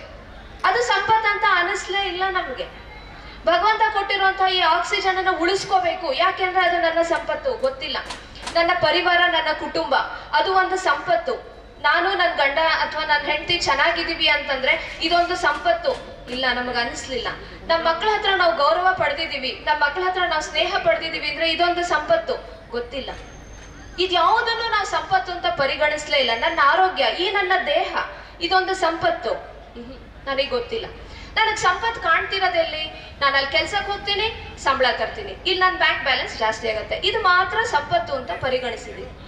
ಇದನ್ ಮಾತ್ರ ಯಾವಾಗ ನಾವು ಸಂಪತ್ತು ಅಂತ ಪರಿಗಣಿಸಿದ್ವೋ ಇದ್ರ ಹಿಂದೆ ಓಡ್ತಾ ಓಡ್ತಾ ಉಳಿದ ಎಲ್ಲಾ ಸಂಪತ್ತು ಕೂಡ ನಾವು ಕಳ್ಕೊಂಡ್ವಿ. ಪ್ರಕೃತಿ ಸಂಪತ್ತು ಕಳ್ಕೊಳ್ತಾ ಇದೀವಿ, ಹಾಗೇನೆ ಮನಃಶಾಂತಿ ಕಳ್ಕೊಳ್ತಾ ಇದೀವಿ, ಆರೋಗ್ಯ ಕಳ್ಕೊಳ್ತಾ ಇದೀವಿ, ಸಂಬಂಧಗಳಲ್ಲಿರುವಂತಹ ಒಂದು ಸೌಹಾರ್ದತೆ, ಸ್ನೇಹ ಕಳ್ಕೊಳ್ತಾ ಇದೀವಿ. ಯಾಕೆ ಅಂತಂದ್ರೆ ಇದ್ಯಾವುದನ್ನು ಕೂಡ ನಾವು ಒಂದು ಸಂಪತ್ತು ಅಂತ ಹೇಳಿ ಪರಿಗಣಿಸ್ಲಿಲ್ಲ. ಬಿಟ್ಬಿಟ್ಟು ಎಲ್ಲದನ್ನು ಗಾಳಿ ತೂರ್ ಬಿಟ್ವಿ. ಇದ್ಯಾವುದು ನನ್ನ ಸಂಪತ್ತಲ್ಲ. ನನ್ನ ಸಂಪತ್ತು ಯಾವ್ದಂದ್ರೆ ಬ್ಯಾಂಕ್ ಬ್ಯಾಲೆನ್ಸ್ ಮಾತ್ರ. ಹಾಗ ಅನ್ಕೊಳ್ಳದೆ ಇದ್ದಿದ್ರೆ ಎಷ್ಟು ಕಡೆ ಕೋರ್ಟಲ್ಲಿ ಅಣ್ಣ ತಮ್ಮಂದ್ರ ಮೇಲೆ ಕೇಸು, ಮನೆಯಲ್ಲಿ ನನಗೆ ಆಸ್ತಿ ಜಗಳ ಅಂತ ಹೇಳಿ ಕೇಸ್ ಹಾಕಿರೋಂಥದ್ದು ಎಷ್ಟಿಲ್ಲ. ಯಾಕೆ? ಇವಾಗ ನಾವ್ ಇನ್ನೇನು ಶ್ರೀರಾಮ ಮಂದಿರ ಉದ್ಘಾಟನೆ ಮಾಡುವಂತ ಒಳ್ಳೆ ಸುಸಂದರ್ಭದಲ್ಲಿದ್ದೀವಿ, ನಾವೆಲ್ಲ ರಾಮನ್ ಭಕ್ತರು. ಆದ್ರೆ ನಮ್ ತಮ್ಮನ ಮೇಲೋ ಅಣ್ಣನ ಮೇಲೋ ಕೇಸ್ ಕೋರ್ಟಲ್ಲಿ. ನಾವ್ ಹೆಂಗೆ ರಾಮ ಭಕ್ತರಾಗ್ತೀವಿ? ರಾಮ ಭಕ್ತರಂತ ಹೇಳ್ಕೊಂಡ್ಮೇಲೆ ಭ್ರಾತೃತ್ವಕ್ಕೆ ಒಂದು ಬೆಲೆ ಬೇಡವಾ? ಸಹೋದರರ ಬಗ್ಗೆ ಒಂದು ಪ್ರೇಮ ಬೇಡವಾ? ಅನ್ಯಾಯದ ವಿರುದ್ಧ ಹೋರಾಡೋದು ಬೇರೆ, ಎಲ್ಲಿ ನ್ಯಾಯ ಇದೆ ನನಗೆ ನ್ಯಾಯ ಬೇಕು ಅನ್ನೋದನ್ನ ಹೋರಾಡುವಂತಹ ರೀತಿ ಬೇರೆ, ಅದರಲ್ಲೂ ನಮ್ಮವ್ರ ಜೊತೆ ಓಡಾಡುವಂತಹ ರೀತಿ ಬೇರೆ. ಆದ್ರೆ ಸ್ವಲ್ಪದಕ್ಕೂ ನನಗೆ ಆಸ್ತಿ ಬೇಕು, ಅದೇ ಸಂಪತ್ತು ಅಂತ ಅನ್ಕೊಂಡು ಕೋರ್ಟಲ್ಲಿ ಕೇಸ್ ಹಾಕೊಳ್ಳೋದು ಬೇರೆ. ಇಂಥದ್ದು ಎಷ್ಟು ನಡೀತಾ ಇದೆ. ಈ ಎಲ್ಲಾ ಸಂಪತ್ತನ್ನ ಕಳ್ಕೊಂಡ್ಬಿಟ್ಟು ಓಹೋ ನನ್ನ ಹತ್ರ ಬ್ಯಾಂಕ್ ಬ್ಯಾಲೆನ್ಸ್ ಇದೆ ಅಂತಂದ್ರೆ ಇದು ಎಂತಹ ದುರದೃಷ್ಟಕರವಾದಂತ ವಿಚಾರ, ಎಷ್ಟು ವಿಷಾದನೀಯ. ಒಂದು ಘಟನೆಯನ್ನ ನಿಮ್ ಜೊತೆ ಹಂಚ್ಕೊಳಕ್ ಇಷ್ಟಪಡ್ತೀನಿ. ಒಬ್ರು ಈ ದೇಶದಲ್ಲಿ ದುಡ್ದಿದ್ ಸಾಕಾಗಲ್ಲ ಅಂತ ಏನ್ ಮಾಡಿದ್ರು, ಬೇರೆ ದೇಶಕ್ಕೆ ಹೋದ್ರು, ಯಾವ್ದೋ ಅರಬ್ ಕಂಟ್ರೀಸ್ಗೆ ಹೋದ್ರು. ಆಕೆ ಅರಬ್ ಕಂಟ್ರಿಗೆ ಹೋಗಿ ಅಲ್ಲಿ ದುಡಿಬೇಕಾದ್ರೆ ಅವ್ರದೊಂದು ರೂಲ್, ಅರಬ್ ಕಂಟ್ರಿದ್ ರೂಲ್, ಯಾವ್ದೇ ಹೆಣ್ಮಕ್ಳು ಕೂಡ ಬುರ್ಖಾ ಹಾಕೊಂಡೇ ಓಡಾಡ್ಬೇಕು ಅಂತ ಹೇಳಿ ಹಾಕೊಂಡು ಓಡಾಡಿದ್ರು. ಅವ್ರ ಗಂಡ ಮತ್ತೆ ಮಗ ಎಲ್ಲಿ? ಇಲ್ಲಿ ಭಾರತದಲ್ಲಿ, ಅವ್ರ ಅಲ್ಲೆಲ್ಲ ಅವರ ರೂಲ್ಸ್ಗೆ ಅನುಗುಣವಾಗಿ ಅವರ ಒಂದು ಏನಿತ್ತು ಕಾನೂನು, ಅದಕ್ಕೆ ಪ್ರಕಾರವಾಗಿ ಅವ್ರು ದುಡಿತಾ ಇದ್ರು. ಈ ಕಡೆ ಗಂಡನು ಕೆಲ್ಸಕ್ಕೆ ಹೋಗ್ಬೇಕು, ಮಗುನ್ ನೋಡ್ಕೊಳ್ಳೋರು ಯಾರು? ಯಾರಿಲ್ಲ. ಆ ಮಗು ಒಂದೇ ಮನೇಲಿ ಇರ್ತಾ ಇತ್ತು, ಬೀಗ ಹಾಕೊಂಡು ಹೋಗ್ತಾ ಇದ್ರು. ಆ ಮಗು ಮನೆಯಲ್ಲಿ ಬಾಲ್ ಆಡೋದಂತೆ. ಎಷ್ಟು ಆ ಮಗುವಿಗೆ ಒತ್ತಡ ಅಂತಂದ್ರೆ ಬಾಲ್ ಆಡಿ ಆಡಿ ಮನೇಲಿರೋ ಎಲ್ಲಾ ಗಾಜನ್ನು ಕೂಡ ಒಡೆದು ಹಾಕಿ, ಅಂತಹ ಒತ್ತಡ ಆ ಮಗುಗೆ, ಪ್ರೆಷರ್. ಮನೇಲಿ ಯಾರಿಲ್ಲ, ಅಪ್ಪ ಇಲ್ಲ, ಅಮ್ಮ ಇಲ್ಲ, ಕೇಳೋರಿಲ್ಲ, ಏನೂ ಇಲ್ಲ, ಆ ತರ ಪರಿಸ್ಥಿತಿ. ಆಮೇಲಿಂದ ಅಷ್ಟು ವರ್ಷ ಆಯ್ತು. ಆ ಮಗು ಒಂದು 16-17 ವರ್ಷಕ್ಕೆ ಬರೋ ಹೊತ್ತಿಗೆ ಆ ಮಗುಗೆ ಆ ಒತ್ತಡ ತಡಿಯಕ್ಕಾಗ್ಲಿಲ್ಲ, ಆ ಮಗು ಆತ್ಮಹತ್ಯೆ ಮಾಡ್ಕೊಂಡು ಸತ್ತೋಯ್ತು. ಇದ್ದಿದ್ದು ಒಬ್ಬನೇ ಮಗ, ಹೋದ. ಆಮೇಲಿಂದ ಆ ಗಂಡನ್ಗೆ ಈ ಕೊರಗು ಹೆಚ್ಚಾಗಿ ಅಯ್ಯೋ ಮಗ ಹೋದ ಅಂತ ಹೇಳಿ ಅವ್ರಿಗೆ ಕ್ಯಾನ್ಸರ್ ಆಗಿ ಆತನು ಹೋದ. ಇವಾಗ ದುಡ್ಡಿದೆ, ಬಂಗ್ಲೆ ಇದೆ, ಎಲ್ಲವೂ ಇದೆ, ಮಗ ಇಲ್ಲ, ಗಂಡ ಇಲ್ಲ, ಯಾರು ಅಂತ ಕೇಳೋರೊಬ್ರಿಲ್ಲ, ಅವರೊಬ್ಬರೇ ಜೀವನ ತಳ್ತಾ ಇದ್ದಾರೆ. ಉಸಿರಿರೋರ್ಗು ಜೀವನ ತಳ್ತಾ ಇದ್ದಾರೆ. ಇಂತಹದ್ದೊಂದು ಸಂಪತ್ತ, ಇಷ್ಟು ವಿಷಾದಕರವಾದಂಥ ಜೀವನ ನಾವು ಮಾಡಬೇಕಾ? ಇಷ್ಟು ನಾವು ಭೋಗದ ಹಿಂದೆ ಓಡ್ಬೇಕಾ? ಓಡಬಾರ್ದು ಅಂತಂದ್ರೆ ನಮ್ಮ ಸಂಸ್ಕೃತಿ ನಮ್ಗೆ ಕೊಟ್ಟಿರುವಂತ ಮಾರ್ಗದರ್ಶನ ನಾವು ತಗೊಳ್ಬೇಕು. ಖಂಡಿತ ಸಂಪಾದನೆ ಮಾಡಿ. ಹೇಗೆ? ಪರಿಚಿನ್ ಮರ್ತು ದ್ರವಿಣಮ್ಮ ಮನ್ಯ, ಸುತ್ತಲೂ ಸಂಪತ್ತಿದೆ ಅಂತ ಹೇಳಿ ಸಂಪಾದನೆ ಮಾಡು, ಗಳಿಸು, ಇದನ್ನು ಗಳಿಸು, ಅದನ್ನು ಗಳಿಸು, ನಮ್ಮ ಕುಟುಂಬದವರ ಸ್ನೇಹ ಗಳಿಸು, ಹಾಗೇನೇನೆ ಒಂದಷ್ಟು ಜನ ಸ್ನೇಹಿತರನ್ನ ಗಳಿಸು, ಹಾಗೆ ಆರೋಗ್ಯವನ್ನ ಗಳಿಸು, ಮನಃಶಾಂತಿಯನ್ನ ಗಳಿಸು. ಇದನ್ನೆಲ್ಲ ಗಳಿಸ್ತಾ ಅದ್ರ ಜೊತೆಗೆ ವ್ಯಾವಹಾರಿಕವಾಗಿ ಏನ್ ಬೇಕೋ ಅದನ್ನು ನಾವು ಗಳಿಸ್ತಾ ಹೋದ್ರೆ ಖಂಡಿತ ಜೀವನ ನೆಮ್ಮದಿಯಿಂದ ಇರುತ್ತೆ. ಒಂದ್ ಹಂತದವರೆಗೂ ಭೋಗ ಇದ್ರೆ ಅದನ್ನ ಭೋಗ ಅಂತ ಕರೀತಾರೆ. ಅದೇನಾದ್ರು ಆ ಮಿತಿಯನ್ನ ಮೀರಿ ಸ್ವೇಚ್ಛೆ ಆಯ್ತು ಅಂತಂದ್ರೆ ಅದು ಭೋಗ ಆಗಲ್ಲ, ಅದನ್ನ ರೋಗ ಅಂತ ಕರೀತಾರೆ. ಯಾಕೆ ಅಂತಂದ್ರೆ ಆಯುರ್ವೇದ ಶಾಸ್ತ್ರವೂ ಹೇಳತ್ತೆ, ರೋಗ ಅನ್ನೋಂಥದ್ದು ಕೇವಲ ಶರೀರಕ್ಕೆ ಬರೋಂಥದ್ದಲ್ಲ, ಸ್ವಾರ್ಥ, ದುರಾಸೆ, ರಾಗ, ದ್ವೇಷ ಇದೆಲ್ಲವೂ ಕೂಡ ರೋಗಗಳೇ. ನಾವೆಲ್ಲರೂ ಅಂತ ರೋಗಗಳಿಂದ ನರಳ್ತಾ ಇರ್ತೀವಿ. ತೋರಿಸ್ಬೋದು, ಆ ಮಿಷಿನ್ ತೋರಿಸ್ಬೋದು, ಹಾ ನೀವು ಆರೋಗ್ಯವಾಗಿದ್ದೀರಾ, ನಿಮ್ಗೆ ಯಾವ್ದು ಪ್ರಾಬ್ಲಮ್ ಇಲ್ಲ, ವರ್ಷಕ್ಕೊಂದ್ಸಲಿ ಇದೇ ತರ ಚೆಕಪ್ ಮಾಡಿಸ್ಕೊಂಬಿಡಿ, ನೀವೆಲ್ಲ ಹೆಲ್ತಿ ಆಗಿದ್ದೀರಾ. ಇಲ್ಲಿರೋ ಕಾಯಿಲೆ ಯಾರು ಗುರುತಿಸಿದ್ರು? ಯಾರಿಗೂ ಗುರ್ಸಕ್ಕಾಗಿಲ್ಲ. ಇಲ್ಲಿರೋ ಕಾಯಿಲೆನ ಗುರುತಿಸ್ಕೊಳ್ಬೇಕು ಅಂತಂದ್ರೆ ನಮ್ಮ ಹಿಂದೆ ಸಂಸ್ಕೃತಿ ಗಟ್ಟಿಯಾಗಿರ್ಬೇಕು, ನಮ್ಮ ಸಂಸ್ಕೃತಿ ದೃಢವಾಗಿರ್ಬೇಕು. ಇಂಥ ಮಾರ್ಗದರ್ಶನ ಕೊಡುವಂತ ಸಂಸ್ಕೃತಿ ನಮ್ದಾಗಿರುವಾಗ ಇದನ್ನ ಬಿಟ್ಟು ನಾವು ಇನ್ಯಾವುದೋ ಒಂದು ಚಿಂತನೆಗೆ ನಾವು ಒಳಗಾದ್ರೆ ಅದಕ್ಕೆ ಅರ್ಥ ಏನಿದೆ? ನಮ್ಮ ಒಂದು ದೊಡ್ಡ ತಪ್ಪು ಎಲ್ಲಾಯ್ತು ಅಂತಂದ್ರೆ, ಎಲ್ಲಿ ಶಿಕ್ಷಣ ಪದ್ಧತಿ ವ್ಯತ್ಯಾಸ ಆಯ್ತೋ ಅಲ್ಲಿಂದ ನಮ್ಮ ಸಂಸ್ಕೃತಿ ಏನು ಅನ್ನೋದೇ ನಮ್ಗೆ ಅರ್ಥ ಆಗ್ಲಿಲ್ಲ, ನಾವು ದಾರಿ ತಪ್ಪು ಹೋದ್ವಿ. ಅವ್ರು ಮಾಡಿದ್ರ ಉದ್ದೇಶನೂ ಅದೇ ಇತ್ತು. ಏನು? ಈ ಶಿಕ್ಷಣ ಪದ್ಧತಿಯಲ್ಲಿ ಯಾರು ಓದ್ತಾರೋ ಅವ್ರಿಗೆ ಈ ದೇಶದ ಸಂಸ್ಕೃತಿಯೂ ಗೊತ್ತಿಲ್ಲ, ಬೇರೆ ಸಂಸ್ಕೃತಿಯೂ ಗೊತ್ತಿಲ್ಲ, ಕೇವಲ ಎಡಬಿಡಂಗಿಗಳಾಗಿ ಜೀವನ ನಡೆಸ್ತಾರೆ. ಅಂತ ಒಂದು ಶಿಕ್ಷಣ ಪದ್ಧತಿಯನ್ನ ನಾನಿಲ್ಲಿ ಹುಟ್ಟಾಕಿದ್ದೀನಿ ಅಂತಾನೆ ಮೆಕೆಲ ಹೇಳಿದ್ದೆ.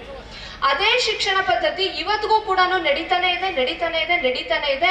ಇವತ್ತು ನನ್ನನ್ನ ಎಷ್ಟೊಂದು ಜನ ಪ್ರಶ್ನೆ ಕೇಳ್ತಾರೆ, ಈ ಶಿಕ್ಷಣ ಪದ್ಧತಿಯಲ್ಲಿ ಸರ್ಟಿಫಿಕೇಟ್ ಇಲ್ಲದ್ರೆ ನೀವು ಹೇಗ್ ಬದುಕ್ತೀರಾ? ಏನ್ ಅದೇನು ಆಕ್ಸಿಜನ್ನ, ನೀರ, ಏನದು? ಬದುಕಬಹುದು. ಆ ಸರ್ಟಿಫಿಕೇಟ್ ಏನ್ ಬೇಕಿಲ್ಲ. ನಮಗೆ ನಿಜವಾದ ಯೋಗ್ಯತೆ ಇದ್ರೆ, ನಮಗೆ ಸರಿಯಾದಂತ ತಿಳುವಳಿಕೆ ಇದ್ರೆ ಯಾವ ಸರ್ಟಿಫಿಕೇಟ್ನ ಅವಶ್ಯಕತೆಯೂ ಇಲ್ಲ. ಯಾವಾಗ ಶಿಕ್ಷಣ ಪದ್ಧತಿಯಲ್ಲಿ ನಾವು ಇಂಥ ಸಂಸ್ಕೃತಿಯನ್ನ, ಇಂಥ ಸದ್ವಿಚಾರಗಳನ್ನ ನಮ್ಮ ಮಕ್ಕಳಿಗೆ ಕೊಡೋದನ್ನ ನಿಲ್ಲಿಸಿದ್ವೋ ಅಲ್ಲಿಂದಲೇ ನಮ್ಮ ಅವನತಿ ಆರಂಭ ಆಯ್ತು. ನಮ್ಮ ಸಂಸ್ಕೃತಿ ಸರಿಯಾಗಿ ಗೊತ್ತಿಲ್ಲ, ನಮ್ಮ ಸಂಸ್ಕೃತಿ ಆಧ್ಯಾತ್ಮಿಕತೆ ಅಂತ ಹೇಳ್ತೀವಿ, ಪೂರ್ತಿ ಆಧ್ಯಾತ್ಮಿಕತೆಯಲ್ಲಿ ಯಾರಿಗೂ ಇರಕ್ಕಾಗಲ್ಲ. ಭೋಗವಾದದ ಕಡೆ ಹೋದ್ರೆ ರೋಗಕ್ಕೆ ಹೋಗ್ತೀವಿ. ನಿಜವಾಗಿಯೂ ನಮ್ಮ ಸಂಸ್ಕೃತಿ ಭೋಗವನ್ನು ಆಧ್ಯಾತ್ಮಿಕತೆಯನ್ನು ಒಂದುಗೂಡಿಸಿ ಒಂದು ಸಮತೋಲನ, ಬ್ಯಾಲೆನ್ಸ್ ನ ಹೇಳಿಕೊಟ್ಟಂತಹ ಏಕೈಕ ಸಂಸ್ಕೃತಿ ಜಗತ್ತಿನ ಸಂಸ್ಕೃತಿ ಅಂತಂದ್ರೆ ಅದು ನಮ್ಮ ಸಂಸ್ಕೃತಿ, ಭಾರತೀಯ ಸಂಸ್ಕೃತಿ, ವೈದಿಕ ಸಂಸ್ಕೃತಿ, ಮಾನವೀಯ ಸಂಸ್ಕೃತಿ. ಇಂತಹ ಸಂಸ್ಕೃತಿಯನ್ನ ನಾವೆಲ್ಲರೂ ಕೂಡ ಅಳವಡಿಸ್ಕೊಳ್ಳೋಣ. ಭೋಗವಾದವೋ ಆಧ್ಯಾತ್ಮವೋ ಅನ್ನೋಂಥದ್ದು ನಮ್ಗೆ ಏನು ಪ್ರಶ್ನೆ ಬೇಡ. ಸರಿಯಾದಂತಹ ಭೋಗವೇ ಆಧ್ಯಾತ್ಮ, ಆಧ್ಯಾತ್ಮದ ತಳಹದಿ ಇದ್ರೇನೆ ಸರಿಯಾದಂತಹ ಭೋಗ. ಇದನ್ನ ನಾವು ಅರ್ಥ ಮಾಡ್ಕೊಳ್ತಾ ನಾವೆಲ್ಲರೂ ಕೂಡ ಒಂದು ಒಳ್ಳೆಯ ಜೀವನವನ್ನ ನಡೆಸೋಣ. ಯಾವ ಉದ್ದೇಶದಿಂದ ಈ ಮಳಿಗೆಯನ್ನ ತೆಗೆದಿದ್ದಾರೋ, ಇಂತಹ ಒಂದು ಸಂಸ್ಕೃತಿಯನ್ನ ಮತ್ತೆ ನಾವು ಸಮಾಜದಲ್ಲಿ ಹರಡಬೇಕು ಅನ್ನೋಂಥ ಉದ್ದೇಶದಿಂದ ಇಷ್ಟೊಂದು ಜನ ಎಷ್ಟು ವರ್ಷಗಳ ಕಾಲ ಕಷ್ಟಪಟ್ಟು ಈ ಮಳಿಗೆಯನ್ನ ತೆಗೆಯುವಂತಹ ಒಂದು ಹಂತಕ್ಕೆ ಬಂದಿದ್ದಾರೆ. ಈ ಸಂಸ್ಕೃತಿಯನ್ನ ನಾವು ಅರ್ಥ ಮಾಡ್ಕೊಂಡ್ರೆ ಇಂತಹ ಪ್ರಯತ್ನಗಳು ಇನ್ನೂ ಹೆಚ್ಚಾಗತ್ತೆ ಮತ್ತು ಇದು ಗಟ್ಟಿಯಾಗಿ ಸುಸ್ಥಿರವಾಗಿ ನಿಲ್ಲತ್ತೆ. ಹಾಗೆ ನಾವೆಲ್ಲರೂ ಕೂಡ ಅರ್ಥ ಮಾಡ್ಕೊಳ್ಳೋಣ, ಇಂತಹ ಪ್ರಯತ್ನಗಳು ಹೆಚ್ಚಾಗ್ಲಿ ಅಂತ ಹೇಳ್ತಾ, ಹಾಗೆ ಅವ್ರಿಗೆ ಶುಭಾಶಯಗಳನ್ನ ಕೋರ್ತಾ ನನ್ನ ಮಾತನ್ನ ತಾಳ್ಮೆಯಿಂದ ಕೇಳಿದಂಥ ತಮ್ಮೆಲ್ಲರಿಗೂ ಕೂಡ ನನ್ನ ಅನಂತ